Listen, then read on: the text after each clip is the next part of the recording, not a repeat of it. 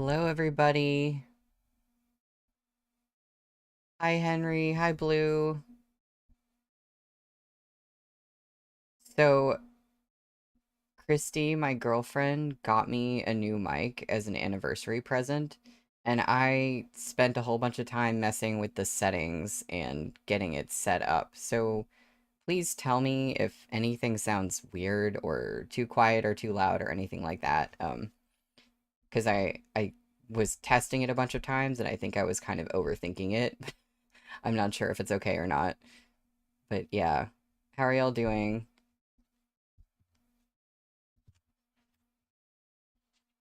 I will tell you, I am super excited and nervous to get into this stream today because of where we left off. Hi, Ward of. Hi, Rumi. I'm so glad you could be here too.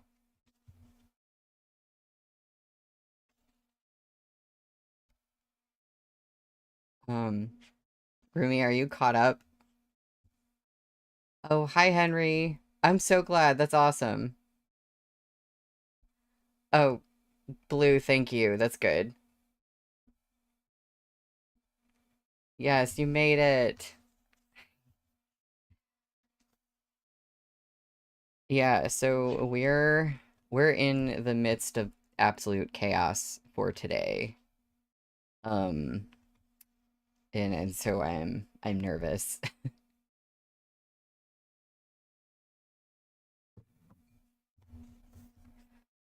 Um and oh, you binged everything. Wow, that's awesome.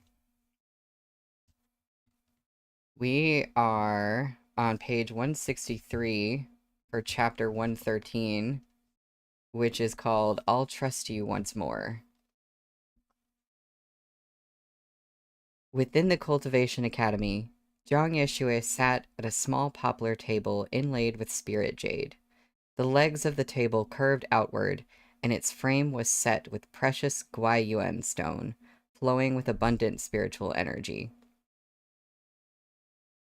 Most artificing workshops had a little table like this one, used to repair broken items.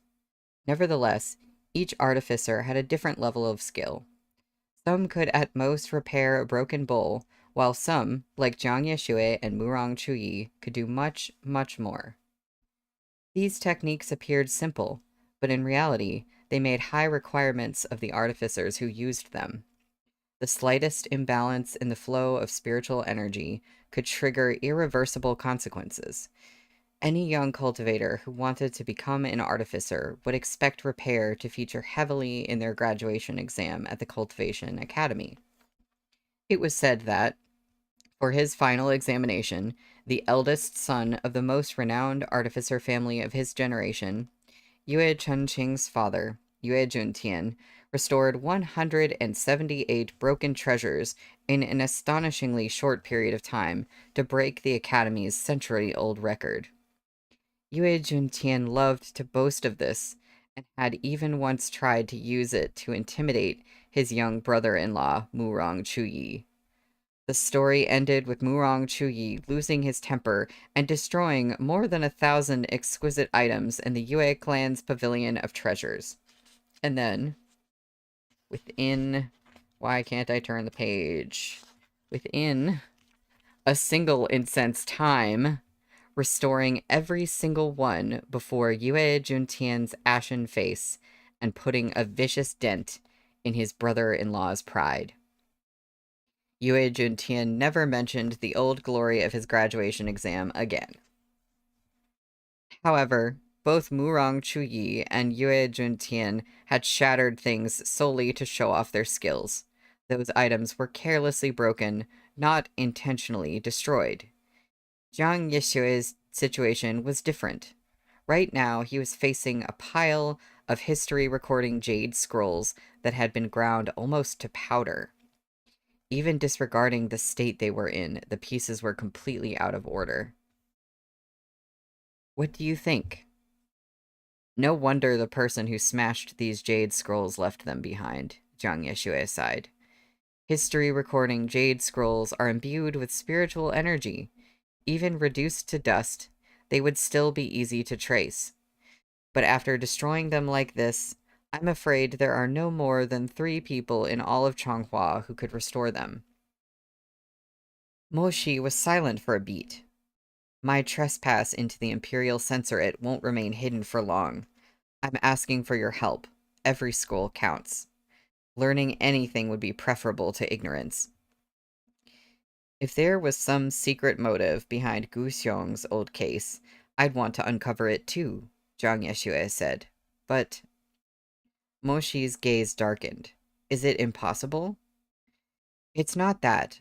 Zhang Yeshue ran his fingers over a scroll that had been partially pieced together on the table. But, as I'm sure you can see, I can only perform a rudimentary repair right now. I can't restore their original appearance. If you want perfect and unharmed jade scrolls, it would take at least a month. Moshi shook his head. I can't wait that long. His Imperial Majesty would definitely notice something amiss. To this, Zhang Yeshue had no answer. I want to at least learn something before he finds out what I did. Moshi raised his eyes, deep and black as an endless night. Do you have any other ideas? He murmured. Zhang Yeshue hesitated for a long moment. His gaze roved over Moshi's handsome and defined features, fixing on his hair ribbon before he lowered his eyes. He kept his head down and stroked those jade scrolls in silence. But from this, Moshi seized a wisp of hope. You do, don't you? Zhang Yeshue closed his eyes, lifting slender fingers and carefully aligning a fragment at the edge of one of the scrolls. Yes. Before Moshi could respond, Zhang Yeshue quickly continued. But Shihajun, this is too dangerous. Why? Because an incomplete restoration might show me a false version of the past, or because it would damage the scrolls and make a full repair impossible. Zhang Yeshue studied Moshi. Rarely had he seen such uncontrolled anxiety on this man's face. But at the moment, Moshi was haggard from days of torment. His face held so many emotions, he looked like a stranger. Because your body can't withstand it, said Zhang Yeshue. You know that even now, no one has fully restored the space-time gate of life and death, first of the 3 forbidden techniques. But within the 9 provinces, there are countless techniques and treasures derived from the gate. Most have only mimicked the smallest fraction of it, or perhaps they're just a prototype reconstruction, like the time mirror you just experienced. The haze of confusion in Moshi's eyes gradually dissipated. He gazed at the scrolls on Zhang Yeshue's little table. And these history-recording jade scrolls are the same?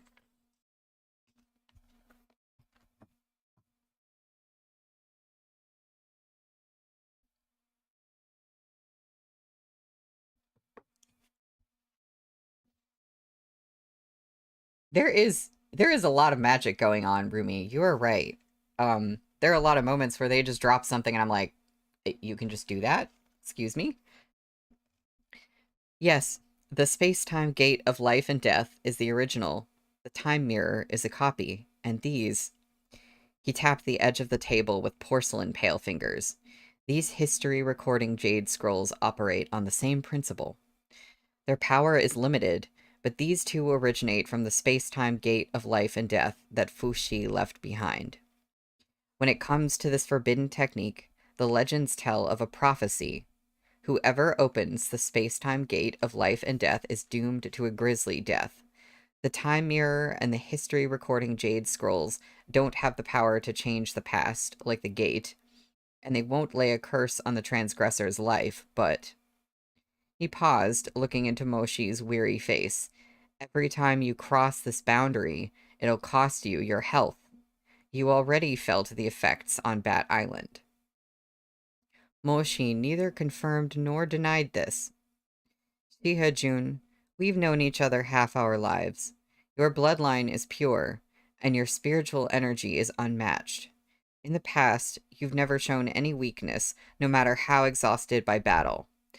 But ever since you emerged from the time mirror, both your spiritual energy and your physical condition have been pushed to the brink. Jiang Yeshui heaved a sigh. What will happen to you if you recklessly enter these unrepaired jade scrolls? Jiang Yeshui's soft white fingers slid over those icy cold scroll slips, which glowed a soft ivory. Your body might be torn apart, or your spiritual core could go berserk. I have to go. Gumong had some secret back when he defected. I'm certain of it. The two of them had spoken at the same time. The room fell into silence. Bamboo swayed outside the window, a soft rustle in the breeze. Moshi had heard Jiang Yeshui's cautionary words. He lowered his lashes. Jiang Xiong. After all these twists and turns, I still choose to trust him. Jiang Yeshui looked back at Moshi, calm and silent. Those gentle black eyes seemed a little wet. Moshi. Moshi said nothing. You already trusted him once, back then. 8 years ago, in the throne room, a young general stood amid a full court of civil and military officials. He was extremely furious, yet profoundly heartbroken, facing a horde of wolves and tigers alone. Moshi's shaking voice seemed to filter through the sands of time, to echo in their ears once more. Who defected? How could Gumong ever defect? Have you lost your minds? He didn't defect while leading our nation's great army. He didn't defect when his life hung by a thread, and he was beset on all sides. He's given every last drop of his zeal and passion. He offered up the best of his youth to this land beneath your feet. And you call him a traitor? Have you lost your minds? Every official paled. Sihajun. Moshi, the emperor, thundered in rage. Who gave you the guts? But Moshi was like a lonely beast that had lost its companion. No, he was hurt far worse than that. He was like an eagle shorn of its wings, a proud man with his legs torn away, an artist with his eyes blinded, like a patriot gutted of their loyalty. That naive, righteous, sorrowful youth faced them all, surrounded by whispers and criticism. He was the odd one out, opposing the nobles. Yet those slave cultivators Gumong commanded could never take him into their midst. He stood alone in the middle of the hall, guarding the wreckage left by his brother, his beloved, his god. They're calling him his god again. The rims of Moshi's eyes were red and wet. Near tears, he still spoke with absolute faith. He wouldn't defect. No one answered him. I'm willing to swear an oath on my life, to testify on his behalf. He will definitely come back. In truth, he didn't know if he was speaking these vows for the Emperor's ears or as a final consolation to himself. Jiang Yeshui sighed. You trusted him once, and you almost lost your life that time. Are you really willing to trust him again, to seek a truth that may not even exist? Moshi was silent for a moment.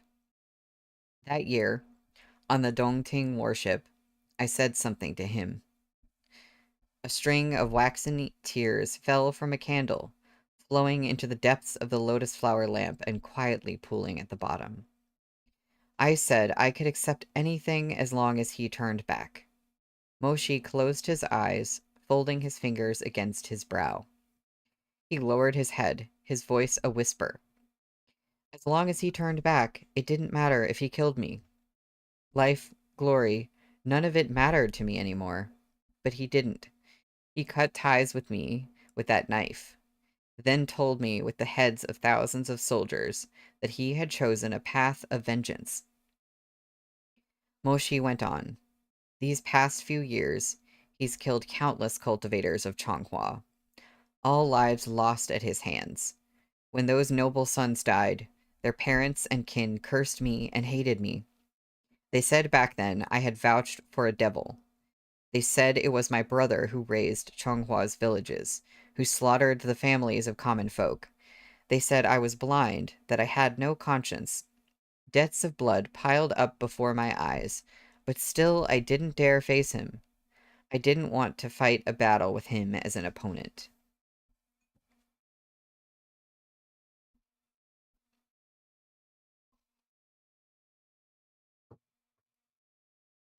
As he spoke, he drew on all the pride and nobility in his bones to steady himself, but his voice was shaking. Jiang Yeshui could hear the sobs caught in his throat, like a jug of wine kept sealed for 8 years, soaked with such bitterness his words were barely discernible. Moshi gradually opened his eyes. They weren't wrong, he said hoarsely, self-mockingly. Through the years, I've come to know of the thousands of lives he owes Changhua. I've walked through villages devastated by war. I've seen cultivators fallen in pools of blood, their intestines pulled out and eaten by beasts. I've seen wives who lost their husbands, old men who lost their sons, children sobbing beside the corpses of their parents. He kneaded at his forehead in pain. In all these years, was there anyone he could say these things to? He had stayed cold, controlled, and steadfast. Others at least had their wives, their sons, their parents, but whom did he have? The only light and warmth in his life had become his darkness. What did he have left? It was only today, only when he stood to risk everything for a fragile hope, that Moshi finally said some of this out loud to Jiang Yeshui. His shoulders shivered as he continued, his voice so hoarse it was unrecognizable. I've seen the bones of a deputy general dismembered alive. I've seen enough corpses to fill a river. All the work of a man I spoke for. Moshi closed his eyes in grief. The work of the Liao Kingdom cultivators under his command. Can you imagine how that feels?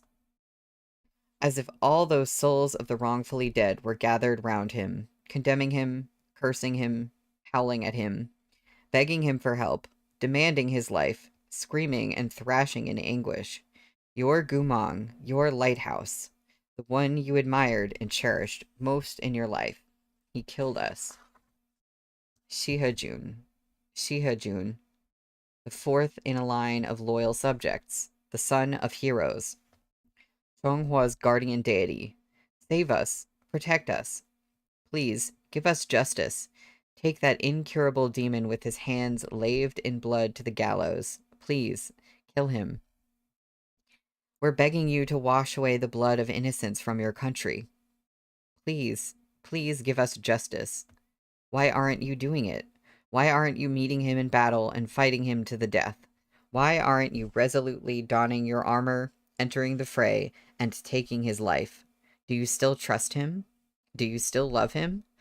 Are you still so stubbornly hoping this devil will turn back, hoping he'll come to his senses, hoping for him to return to the past? You two are a traitor, coward, traitor, coward, traitor. Moshi buried his face in his palms, then covered his ears. These voices had followed him for 8 years, tearing at him, tormenting him, whipping him. Yes, he had once wished for Gumong to die, when he remembered an orphaned child wailing in his arms, mewling like a kitten, dying, unable to be saved from the Liao Kingdom's black magic poison as the demonic qi spread.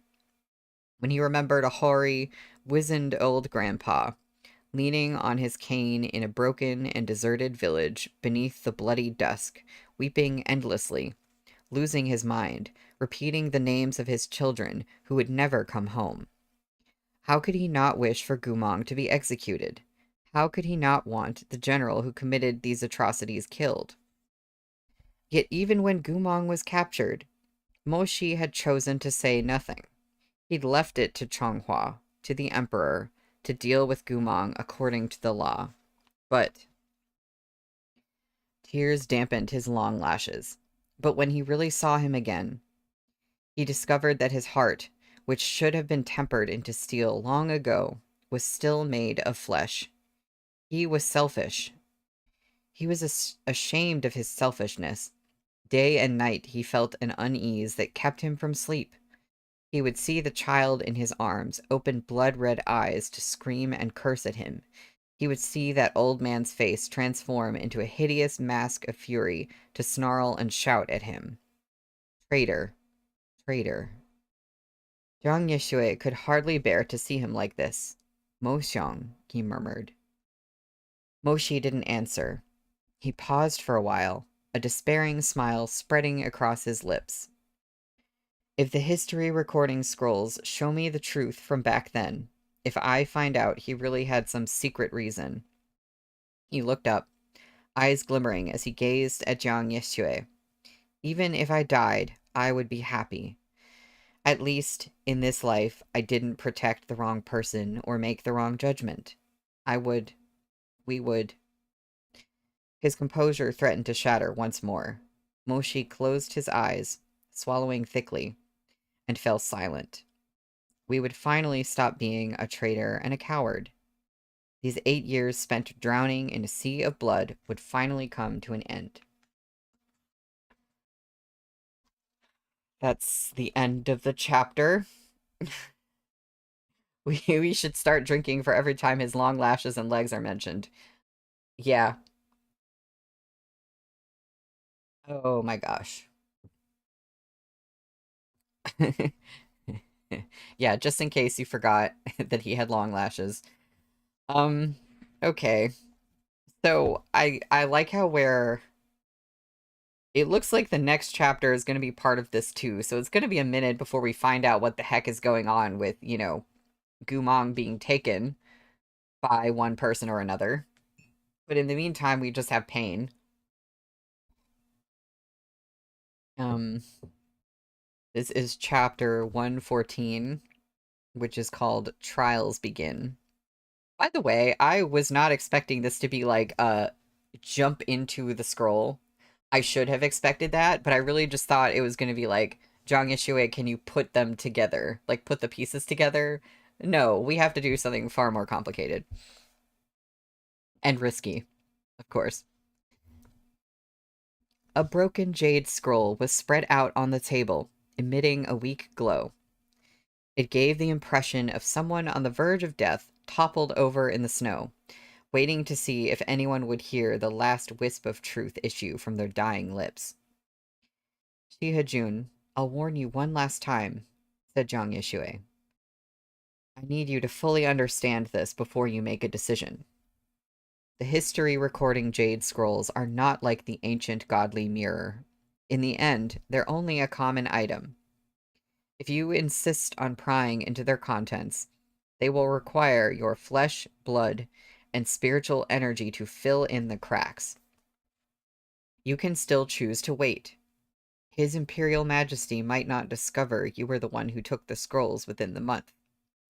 If you wait, you needn't put yourself at risk. The whole endeavor will be safer. Moshi didn't make a sound, lowering lashes dense as smoke to hide the light that glistened in his eyes. Okay, this time his lashes aren't long, but they're dense.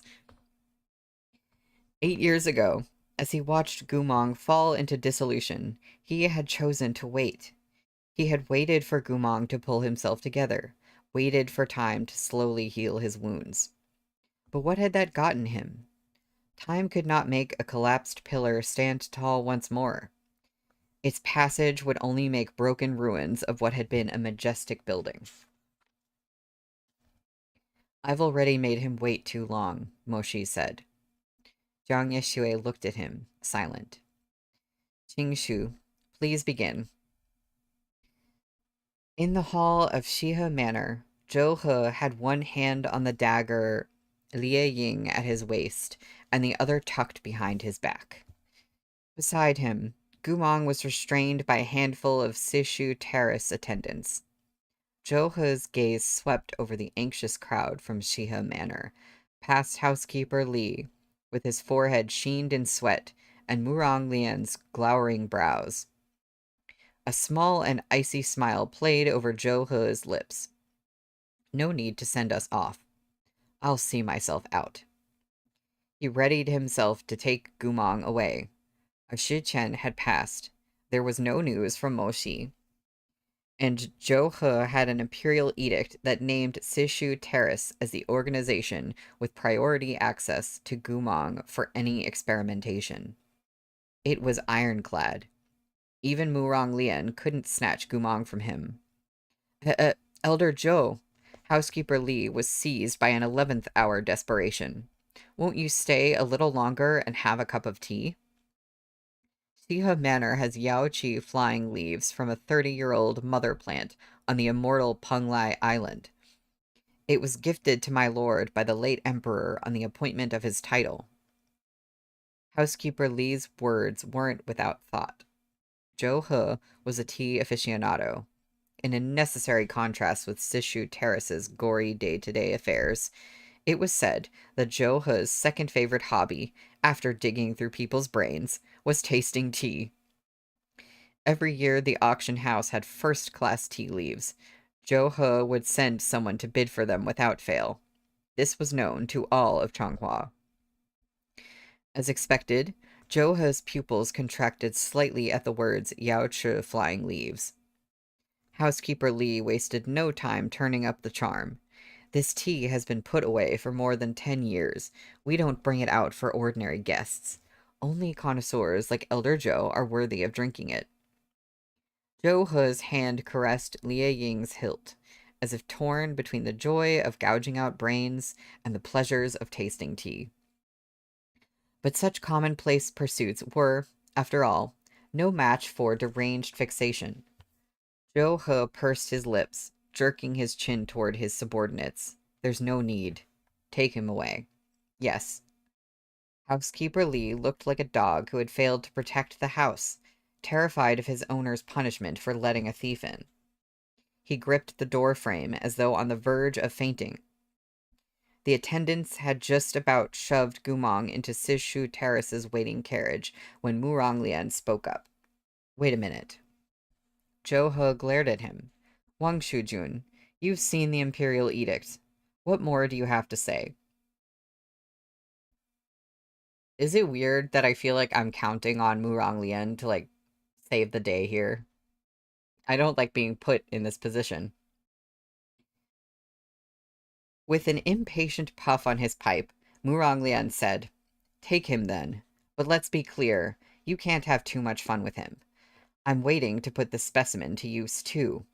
If you spoil or kill him, and I can't carry out my experiments... He looked at him, carelessly rapping his pipe against Zhou He's cheek. Then your Lianga will be very angry. He crooned. And if your Lianga gets angry, you won't find life in Changhua so easy anymore. Zhou He scoffed. Murong Lian, how shameless can you be? You're only 3 months older than I. Where do you get the nerve to call yourself Ge? Murong Lian took another drag of ephemera and blew it over Zhou He's face with a smile. Guga likes it that way. If you're not happy about it, your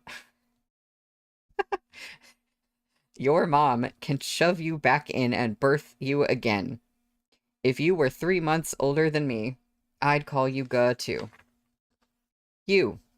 Hold it now. Murong Lian waggled a finger at him. Don't you this or me that. Your Lian Ge just had a good idea. Zhou He glared at him. Why don't we do this? Teeth on his pipe, Murong Lian swaggered over to his carriage. Since His Imperial Majesty gave you the edict, I naturally can't stop you. You may take him tonight, and I'll come pick him up tomorrow. My black magic spells are also itching to be tested. 1 night with the subject will be more than enough for you, won't it? No. Murong Lian narrowed his eyes. This should have made his peach blossom eyes look flirtatious and demure, but his irises showed the whites beneath, giving him a vicious air. Sweetheart, don't assume you can do as you please just because you've got an imperial edict. After today, you'll still need to keep living in Changhua. Zhou He's light brown eyes flicked toward him. Which experiment has Wang Shujun heard of that can be carried out in 1 night? Murong Lian stared at him. That water pipe in his hand seemed to have taken on his mood. Smoke sputtered from it indignantly. Fine, No time limit, then, but I need some assurance this person will stay alive for my turn at the very least. What assurance? In answer, Muronglian stepped forward and grabbed at the lapels of Gumong's robe to yank him over. He cast a lazy, sidelong look at Zhou He. I'll leave a tracker. As everyone watched, he took a ring off of his left hand. The precious stone inlaid on its band glistened sapphire blue. He cast a spell on it, then slid it onto Gumong's thumb. The instant it touched him, Gumong was gripped by an inexplicable feeling of panic. His heart pounded with alarm.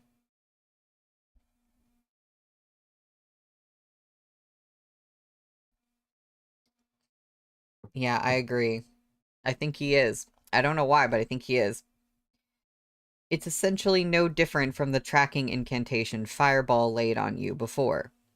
Muronglian grabbed Gumong's hand and examined it before nodding. I've cast a spell so it can't be removed. Now I'll at least have some idea if you're dead or alive. These words were not so much spoken for Gumong as for Zhou He. Muronglian waved his hands as if bored. All right, you little twerps can get lost now. Gumong stared down at the ring on his thumb, the fear and shock ringing through his mind growing ever more vivid. Unthinking, he looked up to catch Muronglian's gaze.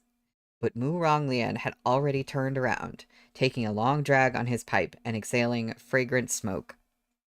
He watched Muronglian's figure from behind. There was something about this ring that was missing from his memories, and whatever it was, Muronglian seemed to know it quite well.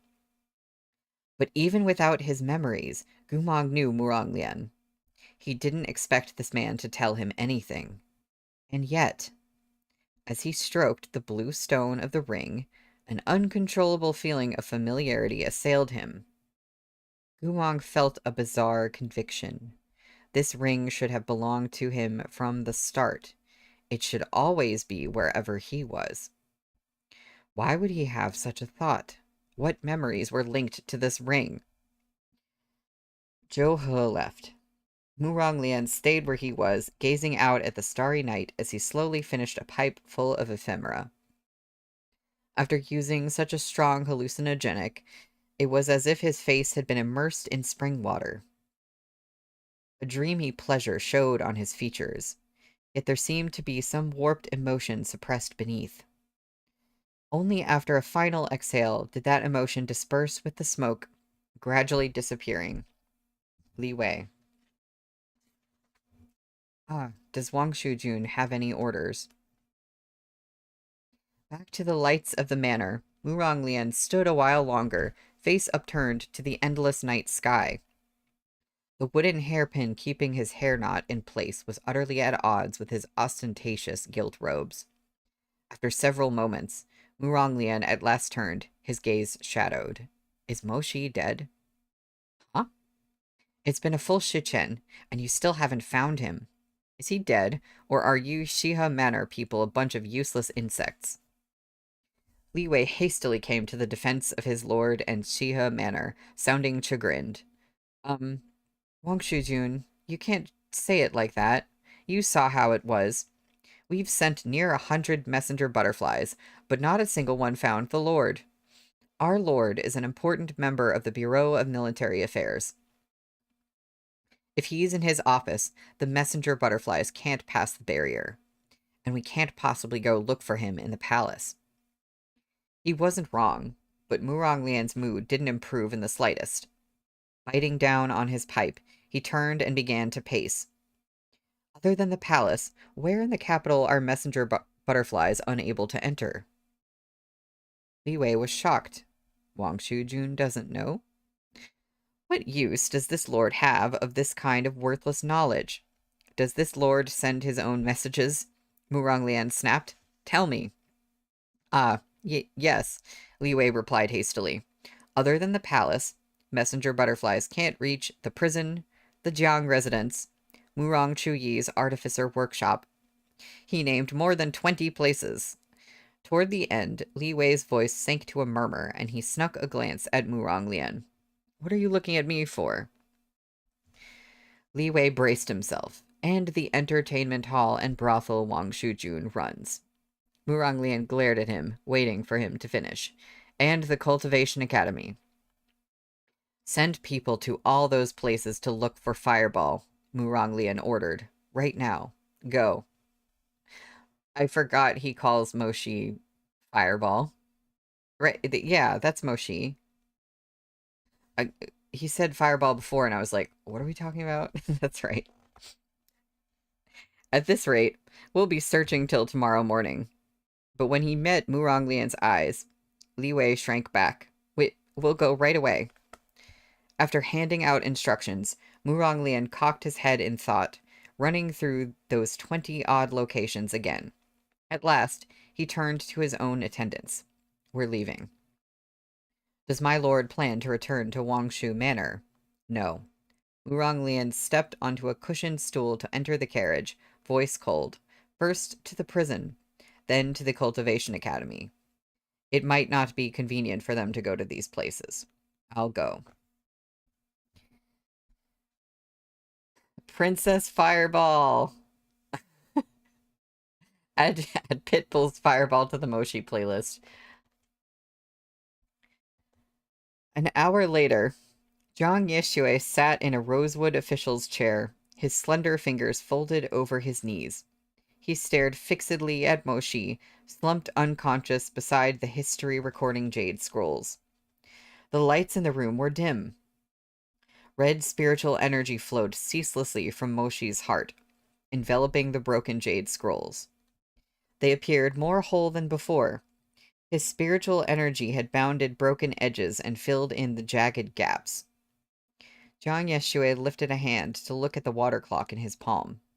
Moshi had been under for a quarter hour. It had taken a considerable amount of his spiritual energy to repair the scrolls to this extent. By now, Moshi could likely begin to read the information recorded within the history scrolls within the spell. But at this moment, someone started pounding violently on the door. Zhang Yixue frowned and called out, "Who is it?" Murong Lian's voice answered him. "Damn cripple, get out here and open the door." Zhang Yixue looked at the stolen jade scrolls on the table, as well as the unconscious Moshi. It's very late. I'm afraid I'm not in a suitable state to meet with Wang Shujun. I ask. With a loud bang, Murong Lian kicked open the door. The two of them looked at each other through a floating haze of dust lit by the moon behind them. Murong Lian's gaze moved quickly away from Zhang Yixue, flitting across the interior of the room. He stormed toward the bedroom without another word. But after searching the premises to his satisfaction, he found no one. Murong Lian returned to the main room. Moshi isn't here? Zhang Yixue's expression was unchanged, calm and at ease, but his pale, slender fingers were pressed to the most covert mechanism on the wheelchair's armrest. Why would he be here? He smiled faintly. If Wang Shujun was looking for Shihajun, you could have just asked. Did you have to burst in? But Murong Lian, with his temper, was accustomed to making trouble. He wouldn't knock on a door if he could push it open, and he wouldn't push it open if he could kick it in. Goody two-shoes like Zhang Yixue pissed him off, so he was rude as a matter of course. He stared at Zhang Yixue, furious. The dog this lord raised was left in the care of his manor, and now that dog's been taken by Zhou He for black magic experiments. Shouldn't I make him pay? Zhang Yixue stared at him. Gumong was taken by Sishu Terrace? Murong Lian didn't bother to repeat himself. He gnashed his teeth. Why can't I find Moshi anywhere? Could he really be in the secret meeting room at the Bureau of Military Affairs? Of course, Moshi was not in the secret meeting room at the Bureau of Military Affairs. He was still collapsed beside the history recording jade scrolls, inches from Zhang Yixue and Murong Lian. But Zhang Yixue had filled his bamboo house with the master artificer's mechanisms. By the time Murong Lian broke through the door, Zhang Yixue had activated the living room's illusion spell. Moshi hadn't moved from his original spot, but he was invisible to Murong Lian. All right then. If you see him, tell him what I said. Murong Lian took a gulp of smoke and exhaled as he spoke, his tone peevish. I'm leaving. I won't see you off then. The moment Murong Lian disappeared through the open door, Zhang Yeshue wheeled over and closed it before returning to Moshi's side. It was quiet in the room. He stared at Moshi for a while, then reached out a hand to take his pulse at his neck. He frowned slightly. Moshi was already in the midst of reading. If he were to pull him out of it now, this undertaking would become even more dangerous. He could only wait. He couldn't intervene. He lowered his hands, eyes dark. As for Gumong, what would he endure before Moshi woke from chasing these secrets of the past? And that's the end of that chapter.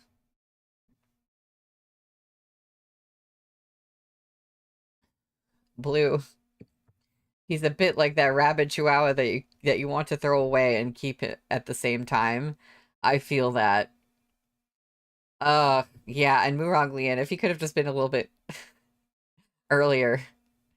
Oh. Oh, I'm glad this was not our cliffhanger, but I don't know. None of these cliffhangers are really ones that I want to be stuck on. So we're on page 183 for chapter 115, which is called Back to 8 Years Ago. In the Jade Scroll's illusory realm, Moshi slowly opened his eyes. He found himself lying in an endless, shapeless darkness beneath the boundless expanse of night. A ribbon of jade blue light unfurled in the sky, its tightly packed seal script characters flashing first bright, then dim. A deep and solemn voice boomed down from above, hoarse and cracked as the damaged scrolls. What dost thou wish to read? The history recording jade scrolls had been successfully pieced back together. This was the invitation to revisit the past. Moshi pushed himself upright and spoke to that jade-colored light twisting across the night, like the azure dragon with fangs and claws bared. I want to know whether Gumong had some secret reason for defecting in this year. That ribbon of light hung in the air, shimmering and coiling. Just as Moshi's hope slowly began to cool, just as he started to wonder if the Jade Scroll hadn't recorded the relevant events at all, the beam of light exploded into dazzling sparks.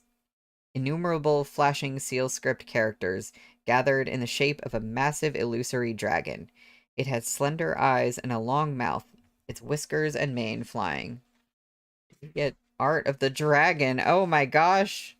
We have art. And if you... I don't know if you could see, there's like these little tiny lines on the dragon that look like it's supposed to be the script. It's kind of hard to see, but that's cool. Oh. The sky within the Jade Scroll roiled with the thunderous storm, gales stirring the clouds like waves. Claws and scales flashed as the dragon soared up toward the 9 heavens before suddenly diving down toward the minuscule figure that was Moshi. A sandstorm whirled to life, the burst of jade-green light blinding as thunder crashed overhead. The last thing Moshi knew was the massive dragon falling like a deluge from the dome of heaven, its light piercing his soul like 1,000 arrows. The past is dead. A faint sigh, like a final warning to those who came to read the scroll. Leave it to lie. The interplay of light and color swept into his eyes like snowflakes, sinking into his pupils as if trying to inscribe all those accounts carved within the jade scrolls into his flesh and blood. The light went out. Moshi panted, his vision flashing with interweaving after-images. He stood rooted to the spot and blinked laboriously, shaking his head back and forth and trying to recover his sight as quickly as possible. He couldn't tell which day from 8 years ago the history recording Jade Scroll had brought him to. All he knew was that he had arrived somewhere very dim. He could hear rain pattering on the roof, drumming down and streaming over the tiles. In time, footsteps approached, stopping a short distance away. The rain tapped on the roof. There was no other sound. Just as Moshi was about to conclude he had hallucinated these footfalls, a familiar voice broke the silence. "The commoner Gumong greets your Imperial Majesty." This voice, soft as drifting snow, was like a crack of thunder that sent shockwaves through all the blood flowing in Moshi's veins. A disjointed, colorful blur of images still danced before Moshi's eyes. His eardrums were buzzing, but he endured his dizziness and turned around. The night wind blew in, bringing the scent of rain and the sweet fragrance of midnight magnolia flowers. Smell, some said, was the sense engraved most deeply in one's memories, hardest to extinguish, though he couldn't clearly see where he was. As soon as Moshi caught a whiff of this fragrance, he was immediately enlightened. The Golden Terrace. The history recording Jade Scroll had brought him to the most secretive and difficult to reach palace hall in all of Chonghua. The Golden Terrace was built at the edge of the palace's back mountains, with eaves like wings and interlocking brackets, towering above 999 steps. The entire edifice was built of yellow rosewood, and the hall had been constructed with mortise and tenon joints without the use of nail or glue. A field of dragon's tongue magnolia from the immortal island on the East Sea flourished around it. The flowers a dark plum striped with white, in the shape of carp tails. They never wilted, and their fragrance was strong and unmistakable. Dying with jeweled sword in hand to repay the trust of the king's command. There's a footnote. A line from Li He's poem, Song of the Yanmen Governor, about how the emperor exchanged his favor for the devotion of his hand-picked soldiers atop the Golden Terrace. In every generation, only those subjects the emperor trusted and relied on most were permitted to ascend to its peak. From their youth, countless cultivators shouldered their parents' ardent hopes that in the future they would receive an imperial edict and climb these 999 steps secure in a glory few could hope to attain. From then on, they'd carried their great swords into battle and leave an undying legacy of meritorious deeds. Even Moshi himself was only invited to the Golden Terrace after he swore the vow of calamity and became one of these most trusted subjects.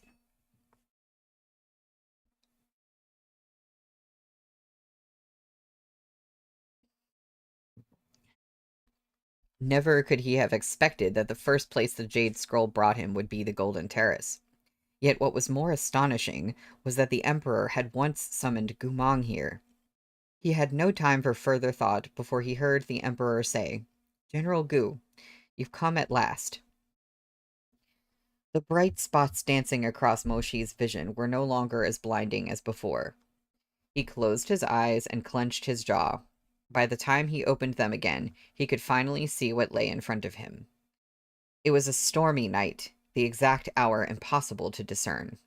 The gauzy hanging screens on all four sides of the terrace fluttered like smoke in the rain and wind. The Emperor knelt, straight-backed, on a spread mat.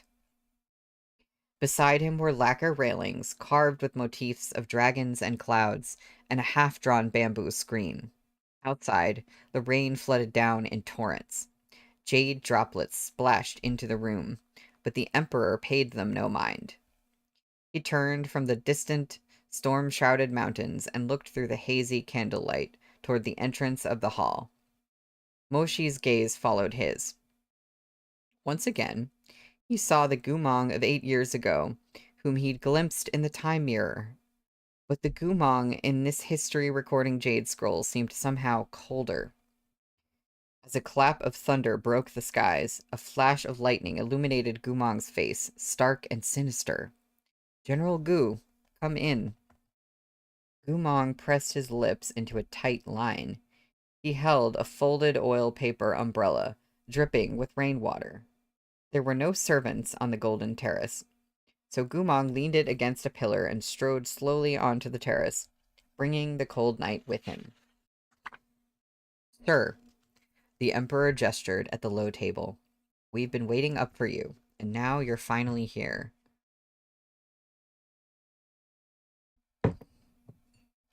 Gumong took a seat on the opposite side. Besides coolness and apathy, there was a faint confusion in the set of Gumong's brows. He didn't seem to understand why the Emperor had summoned him here. He'd certainly never imagined the Emperor would let him set foot in such a place. As expected, after a short silence, Gumong said, "I'm unsure for which urgent matter your Imperial Majesty has called me." In lieu of an answer, the Emperor toyed with the red clay pot on the table, waving a little black bamboo fan to help the tea fire burn more merrily. As the scalding steam rose into the damp, chilly wind, it was swallowed by the curtain of rain. Over the crash of the storm, the Emperor spoke. "General Gu, do you despise us?" The only sound was the rain outside. "We heard when Shihajun took you out drinking, you told him you were very tired, that you couldn't bear it anymore. Does your Imperial Majesty have people tailing me?" Gumong's voice rang cold. The Emperor continued fanning the flame under the pot and didn't deny it. "Why does your Imperial Majesty make such an effort? You've stripped me of my rank, revoked my authority, detained my remaining soldiers." After a pause, Gumong continued, "and sentenced my dearest brother to death. These days, I'm a mere commoner. Broken wings cannot fly. Your Imperial Majesty needn't waste this sort of effort on a member of the rabble." "We're just asking. General Gu, do you despise us?" Gumong said nothing. "In truth, you don't need to say it for us to know.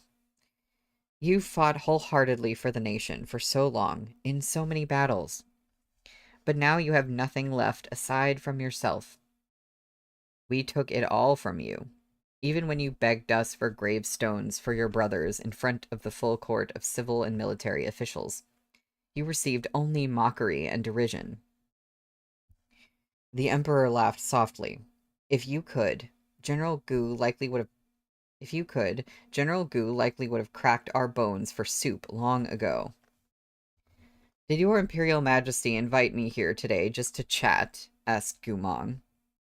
The tea came to a boil in the crackle-glazed ceramic pot, which pinged sharply from the steam. The Emperor lifted it by the hoop of its bamboo-wrapped handle and poured 2 cups of strong tea, one for himself and one for Gumong. He pushed the teacup toward Gumong with long fingers. "No, we asked to see you, so that we may exonerate a certain person."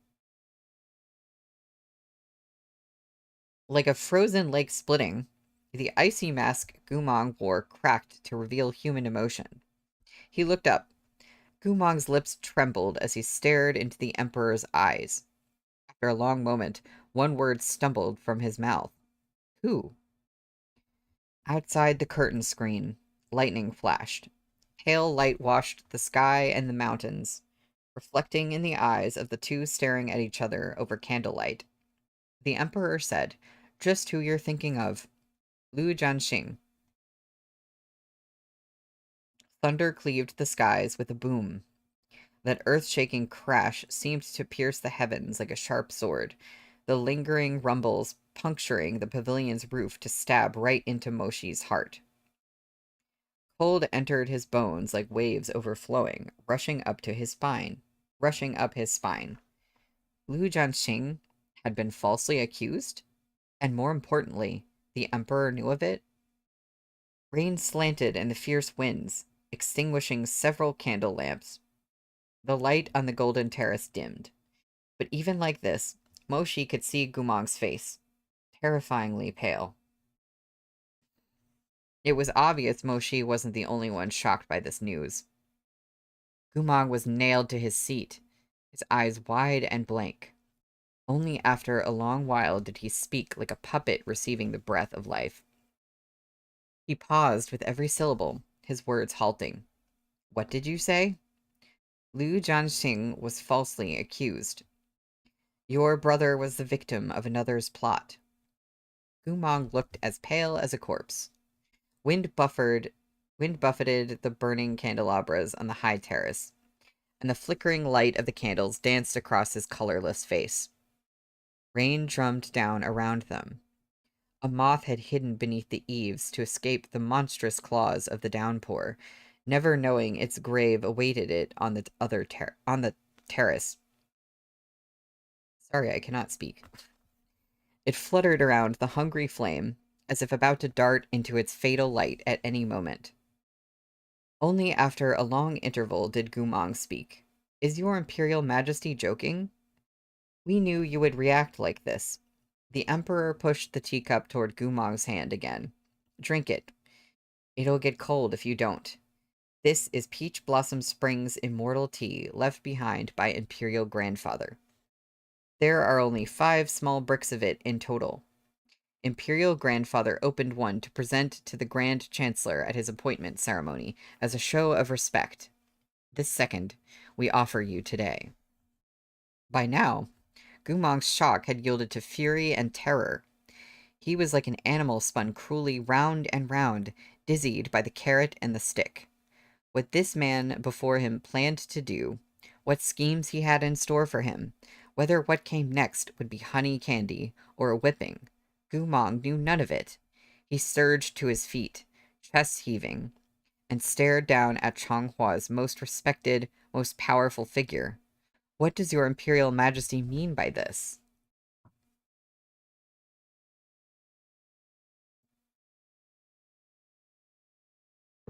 Moshi could see Gumong had to use a lifetime's worth of restraint to keep his voice below a shout.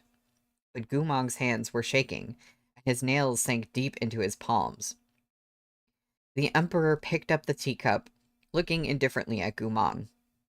The mournful wind caught his wide sleeves and sent them fluttering. Only then did Moshi realize the Emperor wore neither imperial robes nor crown. He was attired in a set of unremarkable clothes, with a white jade hairpin securing his simply dressed black hair. We mean to say that we're sorry, General Gu. We owe you an apology. He ignored Gumong's shocked and confused expression as he drank the strong tea in a single gulp, then showed Gumong the empty cup. Gumong took a step back, stammering, his lips opening and closing around indistinct words. Even if he couldn't hear them, Moshi knew what he was saying. Liu Jianxing was falsely accused.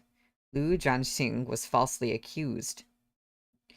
What was he falsely accused of? What was he falsely accused of? Gumong mumbled. His voice was hoarse, its pitch rising, yet his words still came slow as his mutters turned to hysterical shouts. Was it that he didn't kill the envoy at Phoenix Cry Mountain? Is that it? Why didn't he tell me? Why didn't he speak out? Why are you telling me this now? Why are you the one to tell me this? His pupils shrank to pinpricks as he stared, wild-eyed, into the Emperor's expressionless face. He had lost his mind to the point that he, a common-born criminal, dared speak like this to the son of the imperial family. To the point that Gumong, who had always been cautious and prudent before the nobles, would dare use the common you to address his emperor.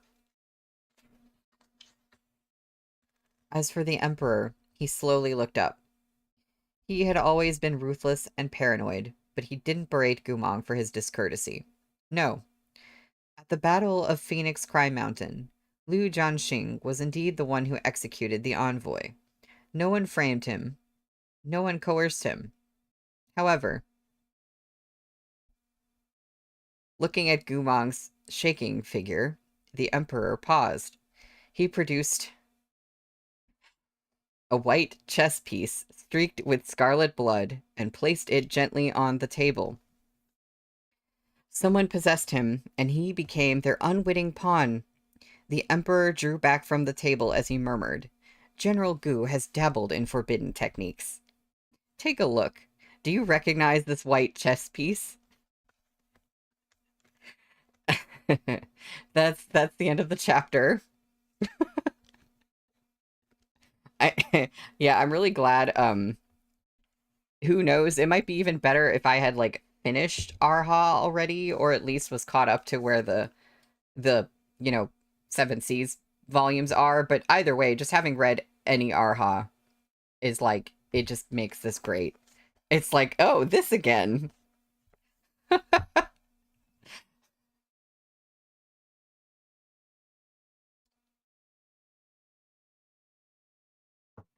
No, I love that. I don't love the situation, but I love that. Um, I am going to take um about a 10-minute break, and when I come back, we will be on page 193 for chapter 116, which is called Lu Jianxing's Injustice. Yeah. And I'm oh, who's not is someone not reading Arha? Because as I think most of y'all in the chat have read at least some of Arha, right?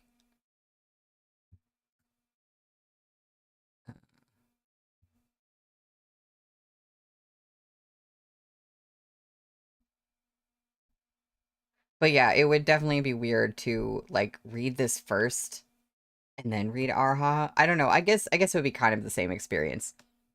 Like whichever one you read it first is what you associate those things with. But yeah. All right. I will be right back.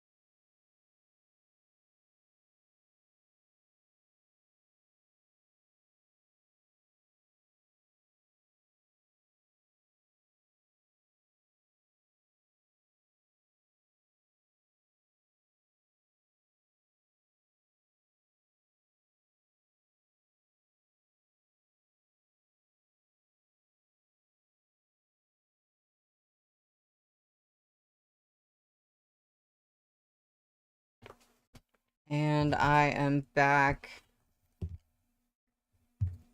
We are back to find out what the heck is going on. We are on chapter 116, Lu Jianxing's Injustice. The blood-stained white chess piece sat on the pitch-black sandalwood of the tea table, like the white of an eye, spiderwebbed with blood vessels, staring vacantly, eerily in all directions.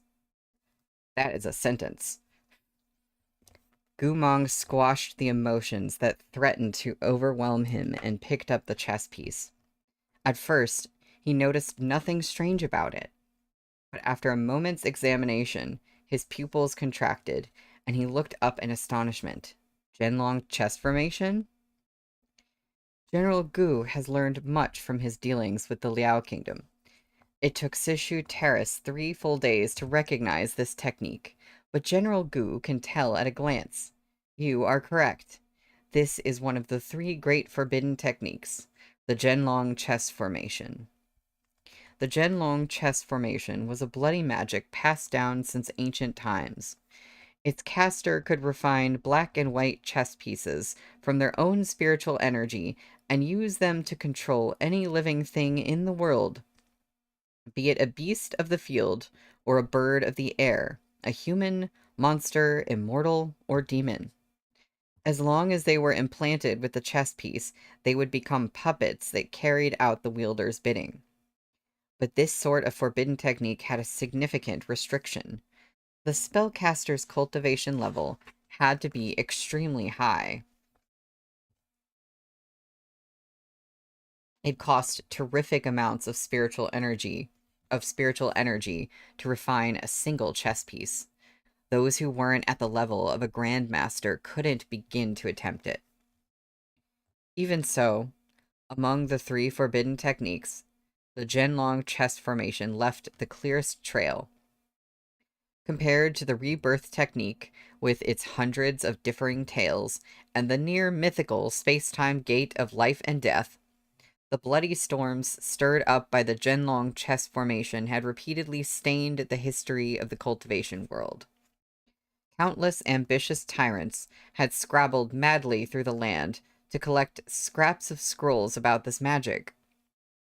Although no one could yet use it as described in the forbidden texts, single-handedly refining tens of thousands of black and white chess pieces and creating an immense army with a scattering of stones, it was not impossible. No one had succeeded in mastering the Zhenlong chess formation to reshape the world and dye the land red, but cultivators who could make a few dozen or 100 chess pieces did exist. And sometimes, to spark a mutiny or topple a ruling class, it was enough to control the most crucial person for a single moment. Gumong's eyes glimmered.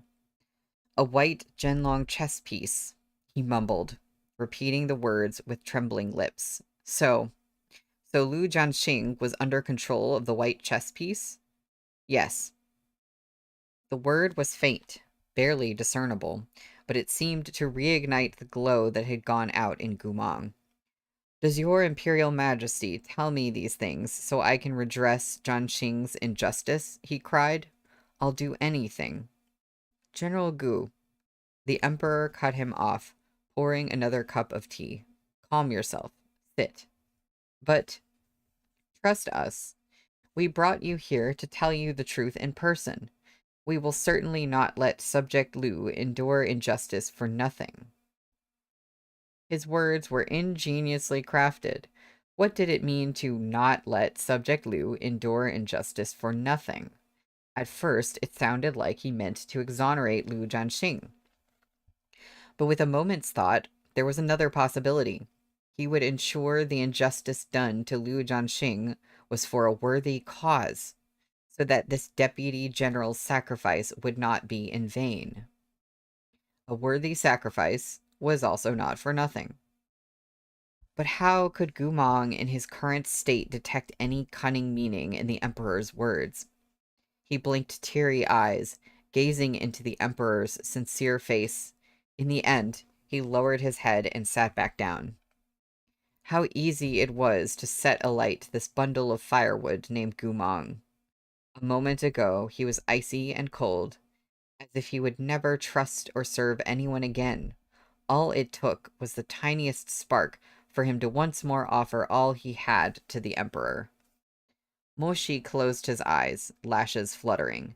The heat of Gumong's reignited hope seared the pain deeper into Moshi's heart. He already knew, in the end, nothing would go as Gumong wished. This bright flare was no more than the final wisp of light Gumong left. No more than the final wisp of light Gumong left in Changhua. Does General Gu know how we discovered this chess piece? Gumong shook his head. After Lu Jianxing was taken into custody, the jailer interrogated him. They found his condition extremely strange. He could give no details, and all his reactions were unnaturally delayed. We were suspicious, so we asked Zhou He to perform a magical vivisection. He tapped the white chess piece on the table. They found this inside him. The Emperor continued. Zhenlong chess formation isn't a technique easily managed. Since antiquity, no one has truly mastered it. This white chess piece doesn't have the power of those recorded in the texts. In that regard, it's a failure, but it can still control people for a short period of time and make them do the spellcaster's bidding. Pausing, the Emperor looked up. General Gu, you've always been clever. Surely we needn't tell you who would benefit most from Lu Jianxing executing an envoy in those circumstances. After a beat, Gumong murmured, Liao. Correct. The Liao Kingdom. The Emperor plucked the white chess piece from the table and set it on its edge. With a flick of his fingers, the white chess piece was set spinning. He continued, staring at the chess piece. The spellcaster's cultivation was not high enough to maintain steady control with the Zhenlong chess formation in the long term, nor could he control cultivators with powerful spiritual energy like you or Shihajun. But your deputy general Lu Jianxing was keeping watch over the army alone. He became their best target. It was as if layers of gauze had been unwrapped to expose the bloody truth beneath. Gumong's fingertips shook as he watched that unassuming white chess piece. Imagine, General Gu. Consider Lu Jianxing's temper, his birth, and his status. That he executed the envoy in a rage was only to be expected. If not for Zhou He's meticulous examination, this case would be closed and no one would find it suspicious. The white chess piece spun on the table like a top. Over this madly whirling Zhenlong piece, over this narrow wooden table, an emperor and his subject regarded each other. A single chess piece brought Chonghua's bravest army to ruin, destroyed Chonghua's growing hopes of reform, and reduced us to a puppet of those old conservative nobles. As for you, and others like you, you and others like you will never again have the means to free yourselves. Can you imagine what that looks like? Imagine. There was a long pause. Dazed, Gumong's voice, hoarse and weary, came out as a whisper. Your Imperial Majesty, I've been living it. He pressed his fingers to his brow, burying his face in his hands. Since the day I knelt in front of the court, begging you to raise those 70,000 gravestones for my brothers, I already. He was like a traveler who had trudged so long in the desert he had reached the brink of death. This sudden hope had choked him. From his vantage point, Moshi could see Gumong in profile. Bright tear tracks at the corner of those slender eyes like swallowtail butterflies. The Emperor was silent for a spell. Subject Gu, we apologize. Faced with an emperor who had once ridiculed and impugned them in court, how many subjects, aside from fawning sycophants, could forgive without resentment? If it were Murong Lian or Mo Shi who stood here, neither would so easily accept this apology. But Gumong was a general born to poverty.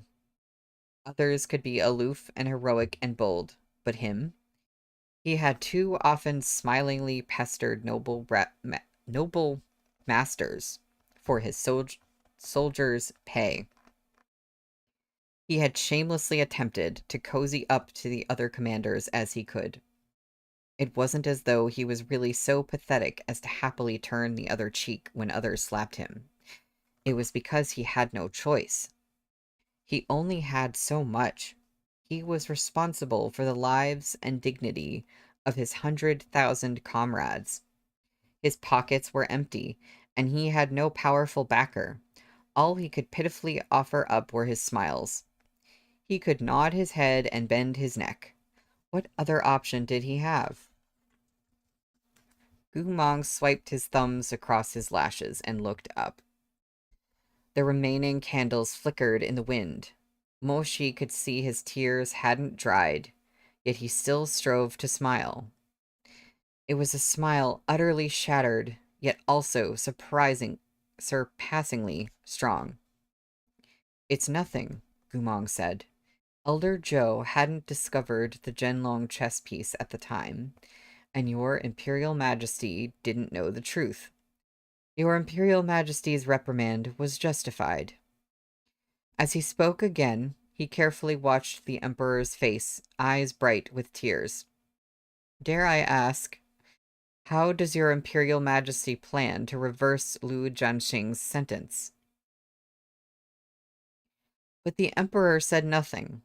In the silence, the white chess piece slowed and wobbled, weary and dispirited.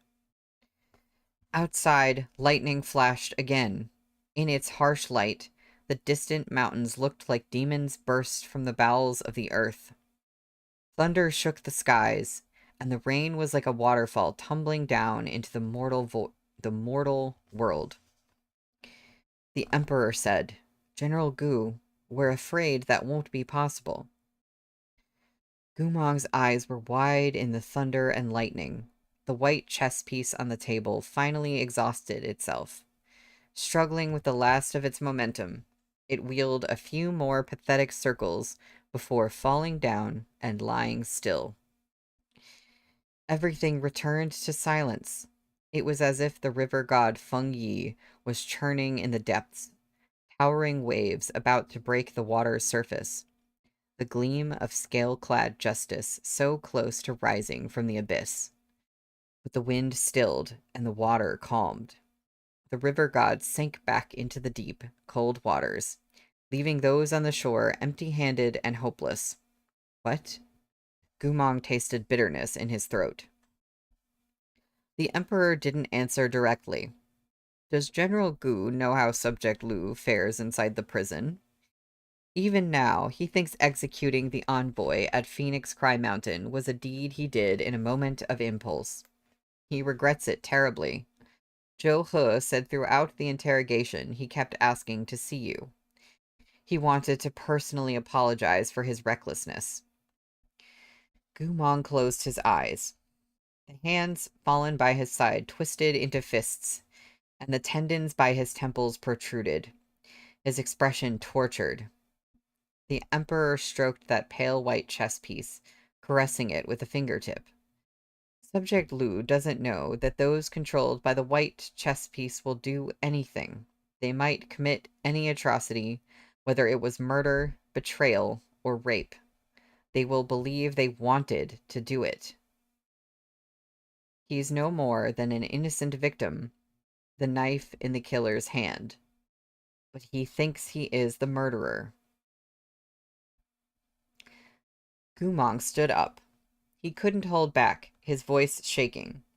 Then why didn't your Imperial Majesty tell him? Why didn't we tell him? The Emperor seemed to ask this question to no one, or perhaps he was asking himself. He laughed softly, a little sorrowful.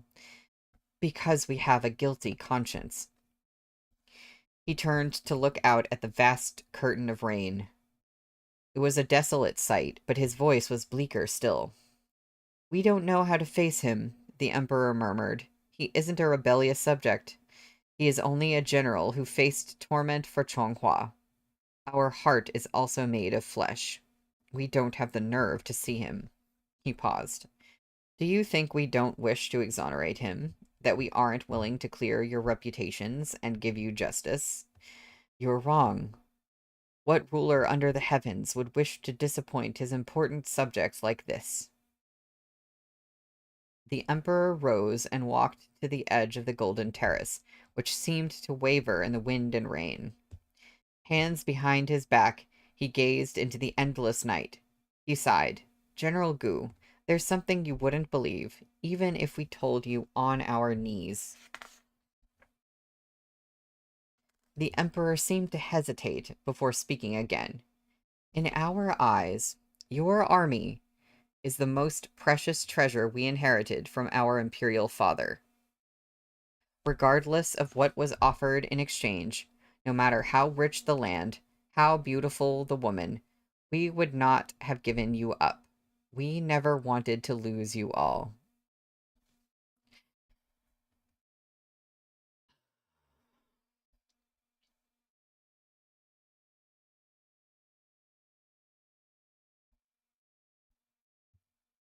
Sure. Okay. That's the end of the chapter. We're on chapter 117, which is Are You Willing to Die for the Nation? Gu Mong made no sound. He felt this all extremely absurd. He wasn't alone. Moshi, too, found the Emperor's words beyond ridiculous. Precious? Something he never wanted to lose? More like discarded like an old shoe, dissolved with delight.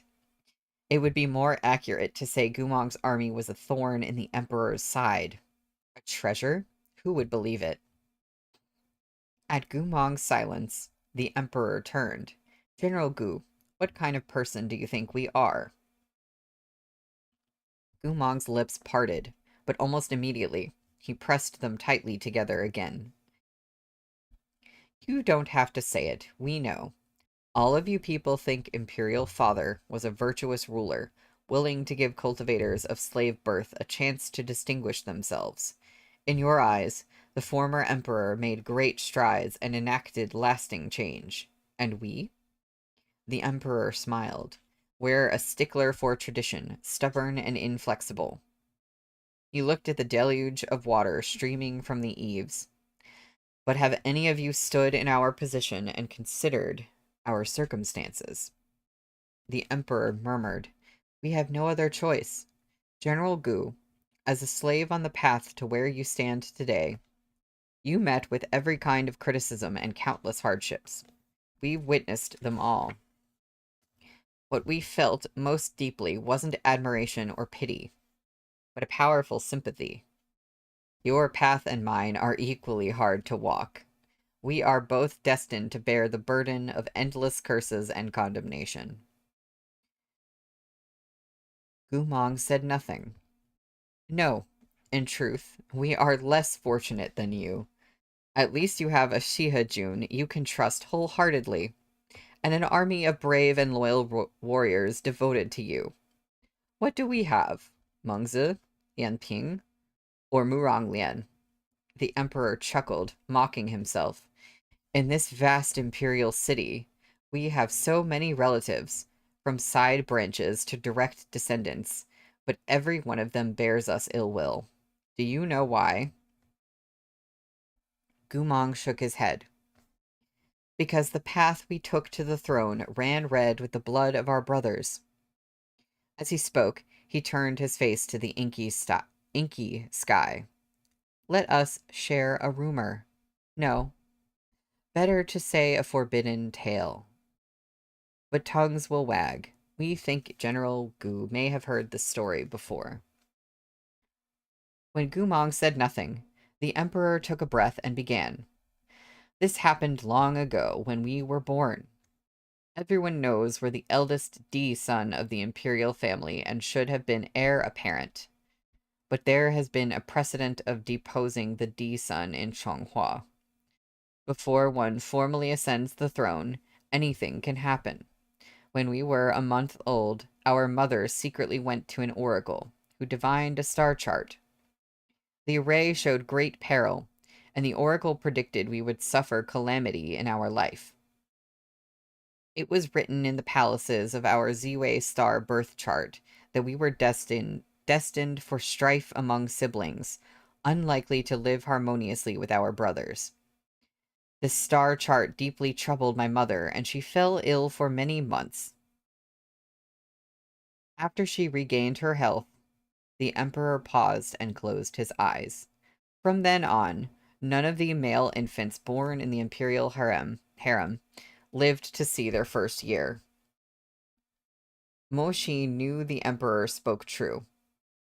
As a child, Moshi went often to the palace with his father, but in all those years, he had seen but one imperial scion, now the current emperor. He had clear memories of an imperial concubine auntie, sweet and kind.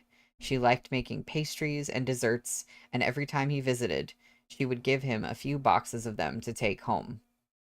That concubine had a frail constitution, and when she later fell pregnant, it took everything she had to give birth to a child. It was a young master. Moshi remembered his parents discussing a suitable congratulatory gift. But before the gift had been settled, the morning bells of the palace told throughout the capital. The little boy had passed. Back then, Moshi had been too young, and too many years had gone by since. He didn't remember how the infant had died. Dimly, he thought it was some severe childhood illness. What remained seared in his memory was that, a few days later, while the handmaidens and guards weren't watching, that imperial concubine hung herself in heartbreak and grief. This strange and suspicious incident became the talk of all of Chonghua. After the death of this concubine, the other ladies became afraid. It was whispered that, for these women whose rank depended on their children, a boy wasn't cause for celebration, but a curse. How many mothers' tears had fallen, how many souls had met unjust ends among those countless deaths. In the end, however, it was no more than hearsay. The emperor gazed into the dark, eyes vacant, as if he saw in the rain his brothers of flesh and blood who didn't survive to adulthood. Whether such a series of misfortunes was truly coincidence or our mother's doing, it is not our place to guess.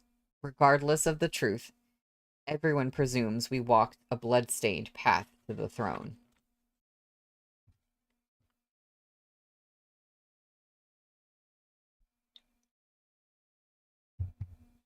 Henry, I know the and Rumi, the gall of this emperor right now.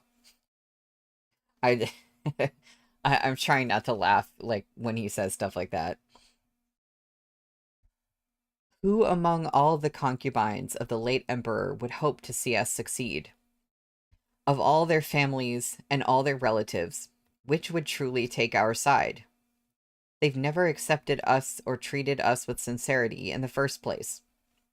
On top of all this, just before the late emperor passed, he considered abolishing our title to adopt Muranglian instead. How solid do you think our position is? Gumong watched him and said nothing. The emperor bit his lip, his eyes flashing. It's not that we're unwilling to continue along the path the late emperor started on, nor is it that we think you're as insignificant as floating duckweed. It's because, he closed his eyes, we have no other choice. We are new to the throne, beset by internal troubles and external strife. Our rule is precarious. To you all, it might seem that a single stamp of the Cinnabar seal resolves matters big and small. In reality, we can't even touch Wang Shujun's Luomei pavilion. These are the circumstances Chonghua's new emperor faces. How ridiculous. Luomei pavilion is no more than a brothel. What stops your Imperial Majesty from closing it? Gumong asked. A brothel. The Emperor scoffed, looking up at Gumong. General Gu, have you any idea how deeply entrenched this brothel is within the capital? If you look from afar, you might only know it as a venue belonging to Wang Shujun. But if you attempt to pull it out, you'll discover its root system runs beneath most of the Imperial City. Touch it, and the relationships and stakes buried deep in the mud move as one to intimidate you, harangue you, and work against you. Loame Pavilion has sheltered officials and facilitated cover-ups. It's the heart of such scandals as fencing, stolen goods, and bribery. And this is just one brothel. In Changhua today, 10,000 eyes watch whatever we do. 1,000 mouths they know. 100 arms shove us down onto the throne. If the day comes when we wish to reform the Ministry of Rights, the Bureau of Military Affairs, or even make sweeping changes to Chonghua's political system, how do you imagine that would play out? The wind buffeted the rain, blowing it into the golden terrace. For a moment, everyone sank into silence. Moshi as he spectated, the Emperor, his subject. Eventually, the Emperor spoke again. It was not our wish to retreat, to uphold conservative ideals. We had no choice but to enact these policies, and we have no choice but to shoulder the blame. No choice but to enact these policies. No choice but to shoulder the blame. These two phrases seemed to stab at Gumong's flesh and heart like nails. His chest heaved with it. General Gu. Gumong raised his eyes. The Emperor laid slender fingers on the crimson lacquer of the railing. Do you know what it is we've most wanted to do all our life? We've wanted to shut up those shameless, toadying old nobles. We've wanted to make those useless sacks of shit spit out the meat in their mouth. Chen Tong was wrong to trust Hua Poan. Thus the Liao kingdom came to be, and slave-born cultivators became anathema to the people of Changhua. But Imperial Father was right to trust in subject Gu, and thus Changhua gained an invincible general to oppose the Liao kingdom. First there was Hua Poan, but now there is you, Gumong, and him, Liu Jianxing. The path the late emperor chose was correct, but we want to walk farther than he did. As he paused, his distant gaze gained focus, his fingers slowly and subconsciously clenching into a fist, as if he were about to face a thing he found aberrant. Those talentless officials who cling to the fringes of our court, those stick-in-the-mud old nobles, they've never cared for the nation of Changhua. They think of nothing but what rewards they'll receive today and what titles they'll receive tomorrow. If they were to step onto the battlefield, they'd be useless.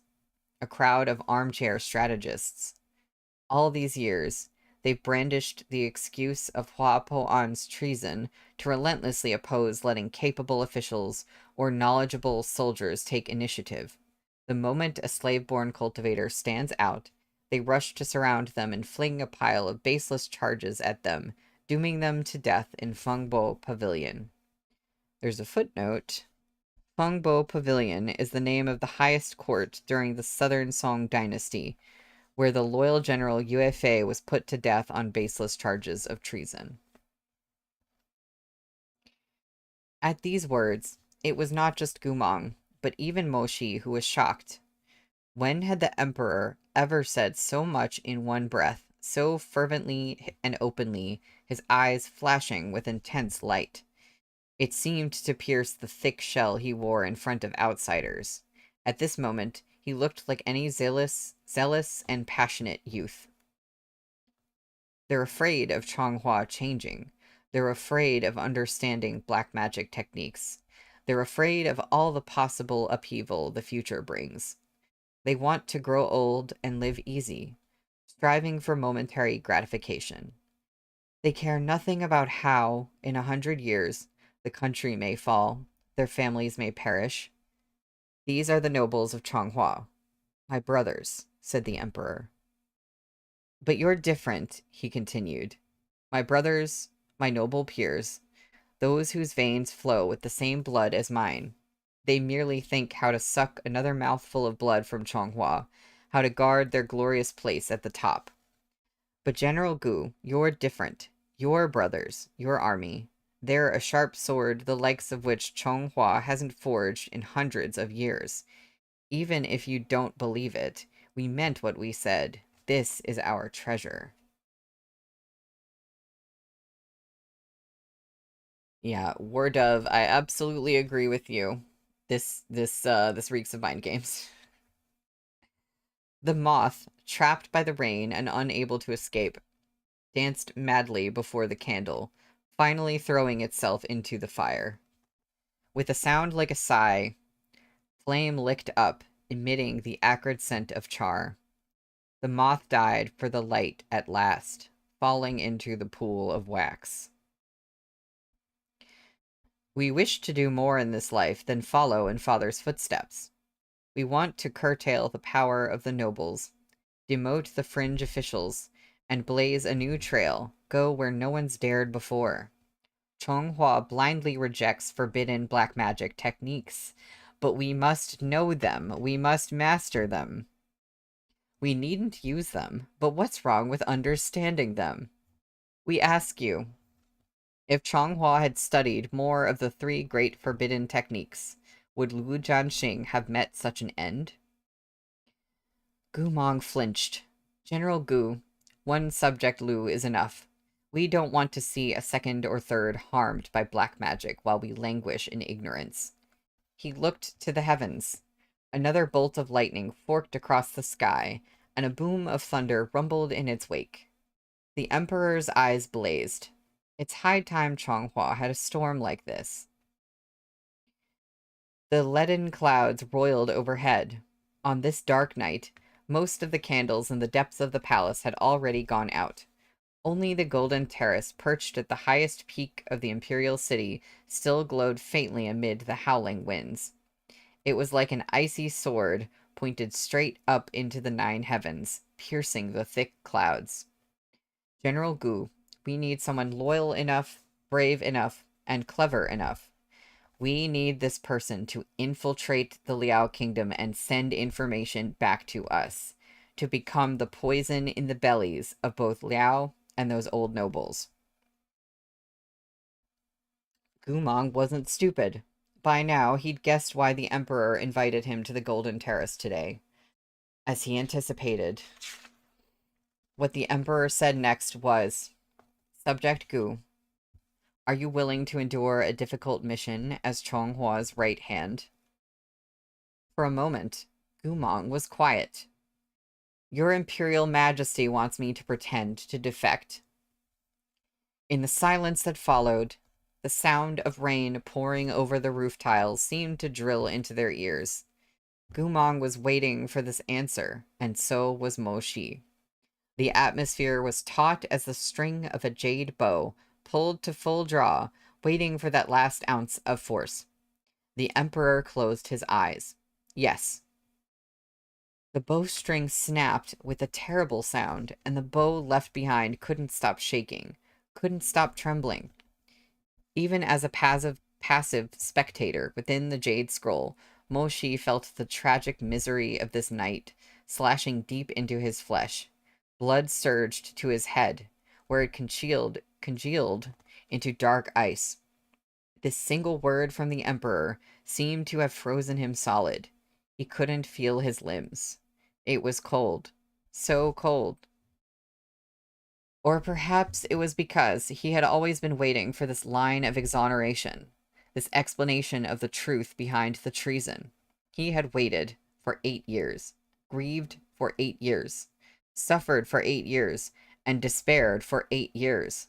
When he finally heard this, that Gumong really did have a secret, that he was in fact a chess piece Changhua had pushed into the Liao kingdom, every emotion he had felt for the past 8 years transformed instantly into grievance and heartache. dying with jeweled sword in hand to repay the trust of the king's command. How ironic. Only those who truly ascended to this platform that thousands of people held in envy would understand what a trusted subject was. Oh, it's time to look at the art. We got our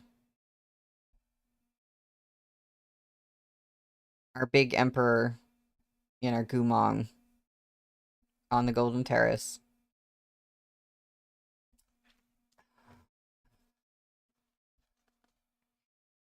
You would be thrust into an eternal darkness. Every plot or scheme, sacrifice or machination, flew from the ruler's mouth to your ear. From then on, a brilliant and sincere smile was bloodily torn from your face, while mask you had no choice over was locked in place. Once the bloodstains dried, the scars faded, and you raised your head, you'd never recognize your own face in the bronze mirror again. This so-called hero nodded as the storm raged above, perhaps for the sake of a dream or a goal, or for a person, a promise, or an ideal. From that point on, he offered up his life, forsaking every avenue of retreat. As the wind blew through his wide sleeves, Gumong tucked back the loose hair at his temples. Your Imperial Majesty wants to prove you're right. You want to take on an earth-shaking cause, to give those old nobles who don't believe in your reason to reconsider whether you're trash that stepped over the bloody flesh of your brothers to ascend the throne, or a monarch who can hold up the vault of the heavens. Is that not so? Gumong's tone was too measured, as if he was striving to repress some emotion. The Emperor waited for him to finish. Your Imperial Majesty wishes to be a wise ruler, to reform the foundations of Chonghua. This is a good thing, to be sure, and I admire it very much. The Emperor let out a soft breath of relief. Yet, just as he parted his lips to speak, he heard Gumong continue. But, Your Imperial Majesty, I've already died 70,000 times. The wounds over my heart have yet to scab, and there are 70,000 heroic souls who have yet to receive burials. Yes, I'm willing to become your sharp blade, the poison fed to the Liao kingdom, the spy that gathers their secrets of black magic, the sacrifice you offer to placate the old nobles. I can agree to all these things. I'm willing to do all these things. As long as you, on behalf of my 70,000 dead, let my brother live. I'm not some god of war. I'm merely one among those 100,000 slave cultivators. I will become your traitor and endure a lifetime of infamy, but I ask that you give them the justice they deserve. The Emperor slowly closed his eyes, as if Gumong's words pushed him into pained unease. We won't let you suffer for nothing, he said. There will come a day, Subject Gu, there will come a day when we clear your name. On that day, we will personally bestow the blue and gold ribbon of heroes upon you. We will announce to the great breadth of Chonghua, announce to each and every safe and happy citizen that they are only blessed with such a world because of your sacrifice. Gumong's eyes flashed, but he remained unmoved by the future the Emperor painted. He was clear-headed yet, unwaveringly sinking his teeth into the boon he had asked, unwilling to let go. He faced the Emperor squarely, tone solemn. Then, what about Lu Jianxing? The Emperor looked at him. Their gazes locked in some intangible battle. In the end, this dead and unnerving silence, the Emperor was first to concede. He closed his eyes. Subject Gu, there is no way Subject Lu can live. That's the end of the chapter. Hold on. How long is this next chapter? It's again not a very long chapter. So I think I'm gonna read one more and then we'll close for the day.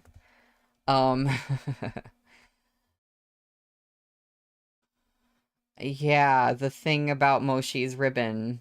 Yeah. Yeah, yeah, yeah.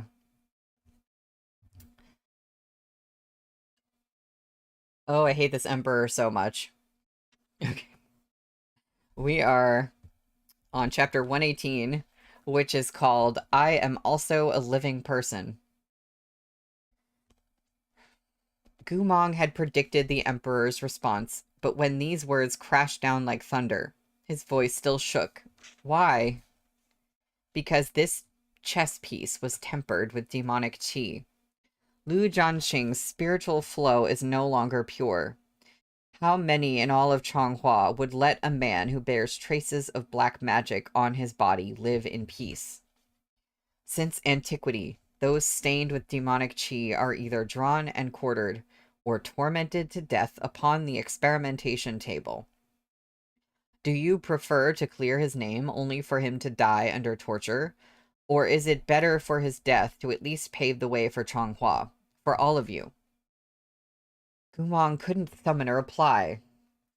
We want Changhua to accept slaves and to understand black magic. After a pause, the emperor continued. But the price is that the injustice Lu Jianxing has suffered will only ever be known to the two of us. He must be sentenced. In the squalling wind, another handful of lanterns went dark. The light on the golden terrace dimmed further. Kumong raised his head slightly, blinking away the wetness in his eyes. It seemed he didn't want to keep arguing with the Emperor. After a beat, he asked, his voice low and hoarse. Then, what next? What next after the sentencing? Next, we will lay down a logical path for your treason. After the autumn hunt this year, Lu Jianxing will be executed, and the remnants of your army will be detained. We will betray not the slightest hint of gentleness or compassion toward slave cultivators. We will be meticulous. The entire court will believe we have chosen to cleave to the mores of the old nobles. Everyone will watch as we abrogate your authority, demote you, and replace you. We will set your feet on the road of despair. After the execution following the autumn hunt is complete, we will give you the last push and provide you sufficient reason to defect. To the Liao Kingdom? Gumong asked. To the Liao Kingdom. Gumong guffawed as if he had heard some absurd joke. How far does your Imperial Majesty plan to go for others to believe that I, Gumong, would choose the darkest, most depraved nation in all the 9 provinces and 28 nations, defecting to the Liao Kingdom? The last traces of his smile twisted on his face, his hatred seeming to imbue his expression with a beastly malevolence. How far would I have to be pushed to defect to the nation that has slaughtered countless of my comrades and stirred the flames of war across the 9 provinces? You see why Lu Jianxing must die, replied the emperor. If Lu Jianxing lives, no one would believe the once earth-shatteringly powerful General Gu, so devoted to his nation and its ruler, would pass willingly through the gates of the Liao Kingdom. Only if Liu Jianxing dies does that seed of hatred sprout in your heart. Only then do these events have a turning point, rational and believable. He paused, then repeated, Subject Gu, think about it. If Liu Jianxing is saved, what would be lost? Everyone would see he's been wronged. His name would be exonerated. But he's infected with the black magic demonic qi. He's doomed to execution regardless.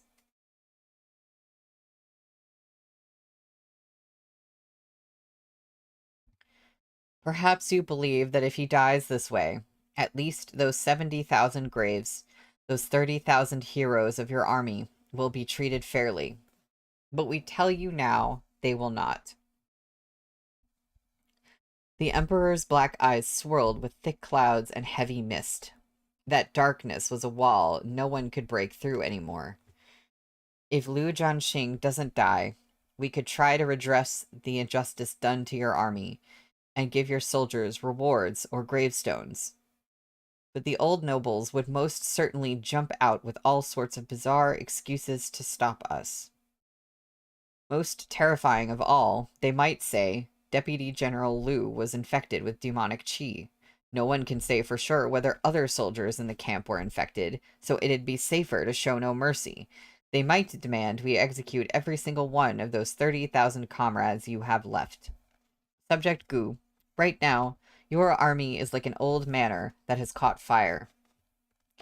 We will do our best to retrieve whatever can be rescued, but the first spark fell on Lu Jianxing.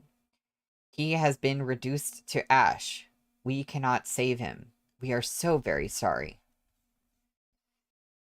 Gu Mong was quiet for a long interval. Almost indifferently, he said, Okay, I understand. We are treasures, but a single spark can reduce your Imperial Majesty's treasures to ash. He looked up. Your Imperial Majesty, do you know what my army is to me? This was an insubordinate question, but the Emperor didn't rebuke him. His lashes trembled, and his expression was evasive, even sorrowful. Gu Mong continued, They are my blood, my eyes, my arms, and my legs, my family, and my life. However precious a treasure may be, it's useless once destroyed, merely dust after the flames blaze through. But family and kin are different. Even if they die, even if they're burned, even if they're nothing but ash, they will have a tombstone in my heart. I will remember every one of their names, every one of their faces, until the day I join them in death. We didn't mean, the Emperor started. Then what did you mean? Gu Mong showed him a gentle, hollow smile. Your Imperial Majesty, you say we are your treasures, but treasures are not alive. We are living people. For you, we've shed blood. For Chonghua, we've shed tears. We've worked, we've given, we've tried, even died. I'm not sure if you've noticed. His questions came one after another, as if those 70,000 dead had become vengeful ghosts, overtaking his body, the mass of them possessing his solitary figure. They demanded restitution from their emperor. General Gu. The emperor's eyes dulled, but he raised them to gaze back into Gu Mong's. We have noticed. But to sacrifice the lives of 30,000 men and the glory of another 70,000, to give up the future of all slave cultivators in Chonghua, to cleanse the reputation of one man, is it worth it? Gu Mong's shoulders shook. His lips trembled. He wanted to refute the Emperor's words, but he couldn't speak. He was a preternaturally talented commander. Of course he understood what the Emperor said was true. His ruler's words were heartless, but they were also correct. This was the path involving the least sacrifice. Yet how could he simply nod? How could he accept it? That day in the throne room, when you knelt at our feet begging for gravestones for your dead men, to show mercy to your remaining soldiers, we said you were delusional. But now as we stand before you, we swear you this oath. We will not let Deputy General Liu's sacrifice be in vain.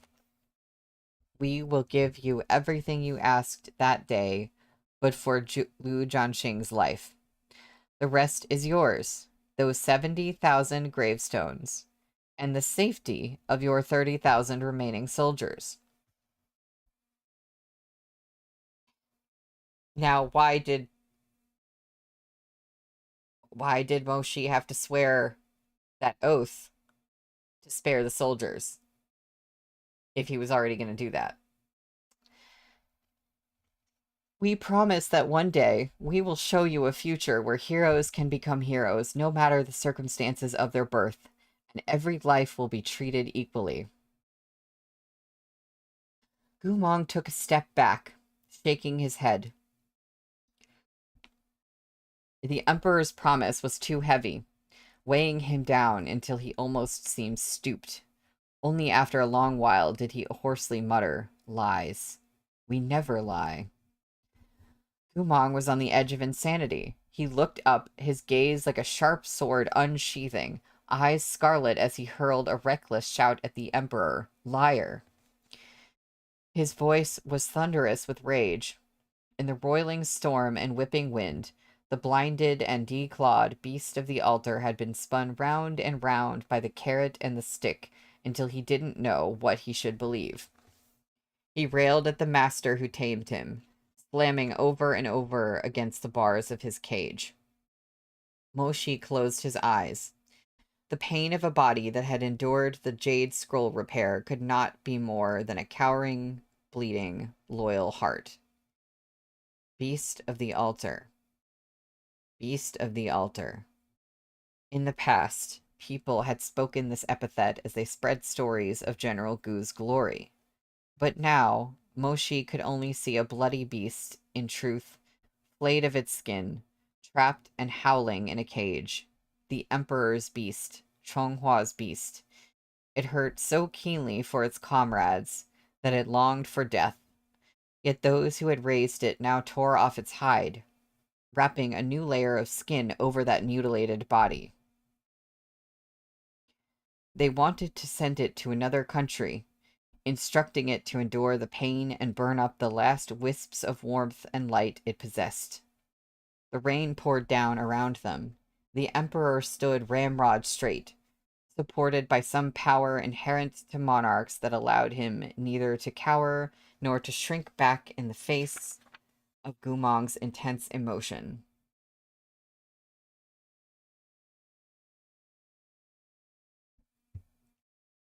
His expression was unsightly, but still he persisted. After a long silence, the Emperor finally answered with the quiet question of his own. Do you think we made this decision lightly? Do you think framing loyal subjects is something that brings us ease? Do you think tormenting our greatest general and chasing him off to another nation is something that brings us ease? Do you think that, as we stand here today, surrounded by thunder beneath the 9 heavens upon the golden terrace, telling you these things, we can be at ease? The Emperor's voice became louder and louder. His fingertips were trembling, his eyes flashing with an unsteady light. Subject Gu, you once said 70,000 people died at the Battle of Phoenix Cry Mountain. So you see 70,000 wronged ghosts demanding justice from you day and night, reproaching you, cursing you, spurning you, asking you why. His voice shook mightily, each word ground out from between his teeth, each phrase stained with blood. Do you think it is different for us? Gumong looked up with ridicule in his eyes. What does your Imperial Majesty see? 70,000 broken treasures? Or is it a mountain of destroyed clay servants, all identical? He'd gone mad. He must have gone mad. After having his arms torn off and his heart cut out, Gumong was no longer afraid of saying anything to the Emperor's face. Irreverent words burst from his lips. Your Imperial Majesty says over and over again that you think of us as people. Over and over again, you say you can see my dead brothers, your dead subjects. But you grieve that your invincible army lost 70,000 soldiers. You grieve a number, a ledger full of heroes. You don't grieve for each and every human life.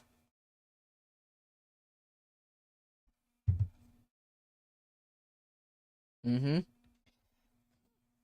Outside, the Golden Terrace was the endless storm. Outside the Golden Terrace was the endless storm.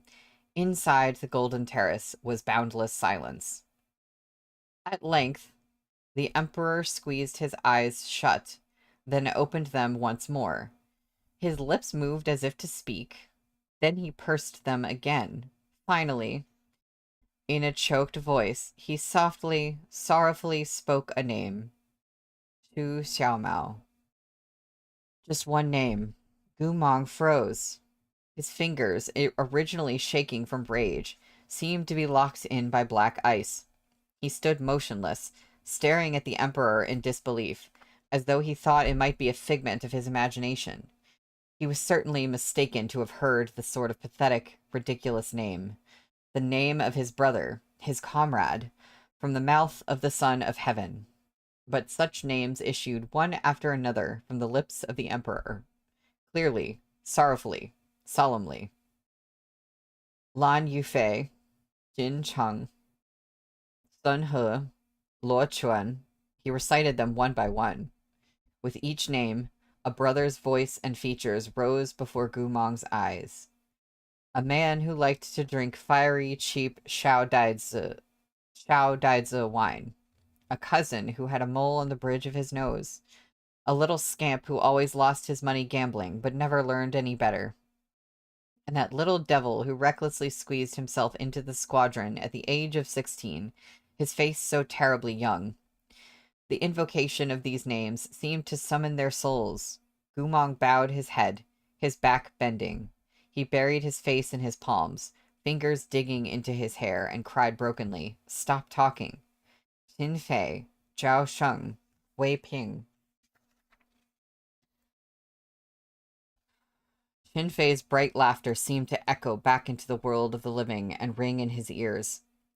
Zhao Sheng had once run over to his commander's tent in one of the garrisons to bring him a pot of sweet wine from the village nearby. When he had clasped it to his chest, it was still warm. Wei Ping was 30 years old already, but he looked so young. When he smiled, his canines would show sweetly, and he had grinned and laughed arrogantly when he requested to stay behind at Phoenix Crime Mountain.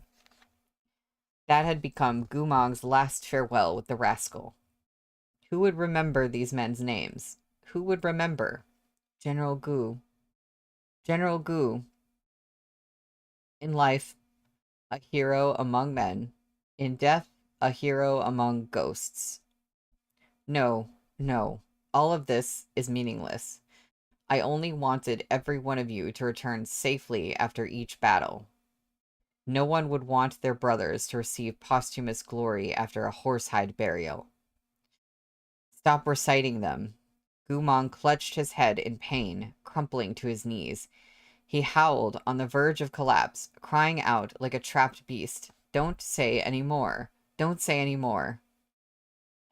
I remember them too. The emperor walked over to Gumong, gazing down at the man who had buried himself in the dust in front of him, curled in on himself in the muddy sand, and murmured, "Gumong, I remember them all too." He spoke frankly, setting aside the royal we. Unlike you, I never spent my days with them from dawn until dusk. I can't remember their ages, appearances, interests, any of those details. But since I received the list of soldiers who perished at Phoenix Crime Mountain, I've been committing their names to memory.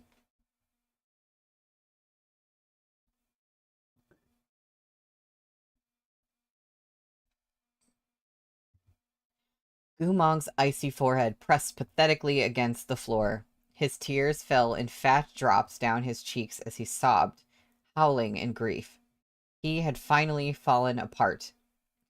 He had silently endured the wounds that covered his body, had painstakingly subdued his own agony, and licked away the blood, just barely enough to put on a brave face before others.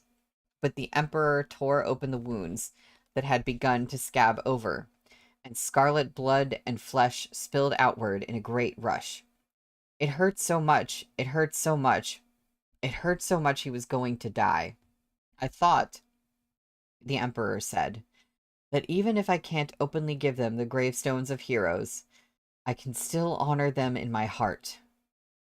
General Gu, every day and every night, I am engraving them into memory. We're sorry. We are powerless to change many things. He gripped Gumong's arms, helping him to stand, letting Gumong slowly lift his head. The rims of the Emperor's eyes were wet, but we ask you to believe us. We will never see you as cheap pawns, as lowly slave-born bodies. It was an unremarkable sentence, containing neither praise nor commendation, yet Gumong sobbed uncontrollably. He knelt and staggered forward, struggling free of the Emperor's hands. He pulled himself to the edge of the golden terrace. He looked up at those towering mountains and the vast sky. The sounds of his weeping seemed to be carved out of his throat, dripping with crimson blood. The torrential storm swallowed his sobs. The nation was an expanse of grieving rain. Gumong was completely drained. He pressed his head to the railing as his shoulders shook. The ends of his eyes and the tip of his nose were flushed red. He had nothing left to say. Eventually, the Emperor slowly crossed the terrace to stand next to him. Subject Gu, do you believe us now? We meant every word. We would not lie to you. We swear you this oath. He pressed 2 fingers to his temple, taking Chonghua's customary position for vows. Under the lightning that arced across the 9 heavens, there upon the golden terrace, Chonghua's new ruler made Chonghua's subject a most solemn promise. If General Gu accepts our request, we swear to 3 things. First, General Gu's 30,000 soldiers will receive proper protections. Second, the law allowing slaves to cultivate in Changhua will never be repealed. Third, we will inter those 70,000 souls lost at Phoenix Cry Mountain with all the customary national rites upon Warrior Soul Mountain, complete with the inscribed gravestones. Should we renege on any of these promises, may we live without the love of our descendants and die without a place of burial. Chonghua's fortunes will turn to ash in our hands, and we shall be condemned for all eternity. After a pause, those final words fell from his mouth. In life and after death, we shall never know peace. Well, that's where we're stopping for today, for this week. I am surprised that the Emperor actually swore this. I know he's up to something, but I'm like he really swore. No, I don't know if he swore an oath that has an actual, like, consequence if he doesn't abide by it or has ulterior motives. He doesn't say that. But just the fact that he's, like, swearing, I'm like, what? Sorry, what? I don't know. I'm not okay.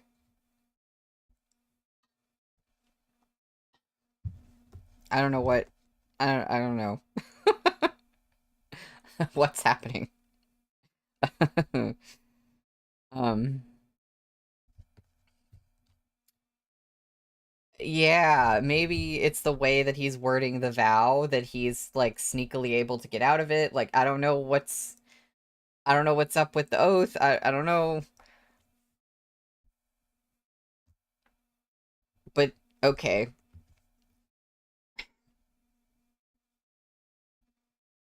Yeah. Also, I don't know when, I'm not sure when this happened because unless I missed something, maybe it's possible that Moshi had already had, wait. No. No, Moshi didn't already have that discussion with the Emperor about saving the slaves. Did he? I'm not sure if we know when that happened in relation to this.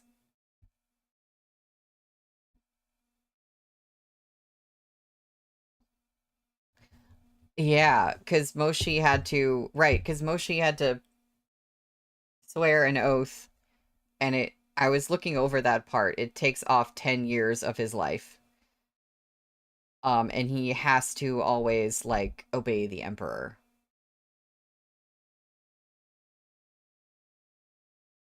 Yeah, so I don't know. I don't know what's going I don't know what all the Emperor is up to. I know he's always up to something, but I don't know. Like, right now, I'm just like, that was just a lot. Meanwhile, all this is happening, and Gumong is getting taken for experiments, and we just have to, like, not know what's going on with that right now. We just have to be okay with that somehow. Um, so next week on Monday, and next week I'll have a regular schedule again. Um, so I'll be streaming Monday and Wednesday next week, and we should, I think, finish the book next week on Wednesday.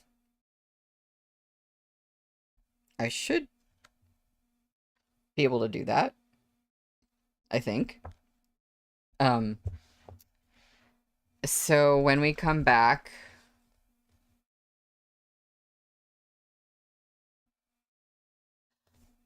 maybe that's why the mountain is blocked, so they can't see the 70,000 people getting proper burials. Like making it a secret? Is that... Yeah, I don't know. That's interesting. There just some sort of secret thing going on the mountain.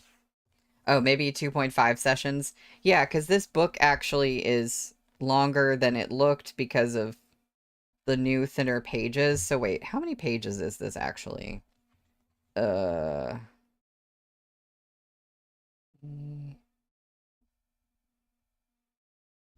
Oh. No, that's it. Yeah. Um, it might take a little longer than two sections or sessions, or I might have to go over in one of them. I was thinking this one would be done in six, like the last one. I don't know. Anyway, um, we'll see what happens. But I don't mind going 126 pages left. Oh, like without the yeah. Okay, maybe not. Maybe not being done in two sessions. But anyway, I'm willing to go like a little bit over on one of them, so we'll see. Um really it's just that like every time I read this, I'm just like, no, I want to get down to the bottom of everything right now. Like it's hard doing streams of this and then being like, oh, I just want to read ahead. Okay. Yeah. So maybe 2.5 sessions left. But yeah, on Monday we will be coming back to chapter 119 on page 223, which is his true intent was this. I wonder if we will really know his true intent. Um, if maybe that means Gumong, or I don't know if it means the Emperor. I don't know who. Um, yeah, this volume in particular is just giving me like I need to keep going. Um, but yeah, alas, I can't do that. So yeah, I will see y'all on Monday. Thank you for being here, and have a good weekend. Yeah, bye.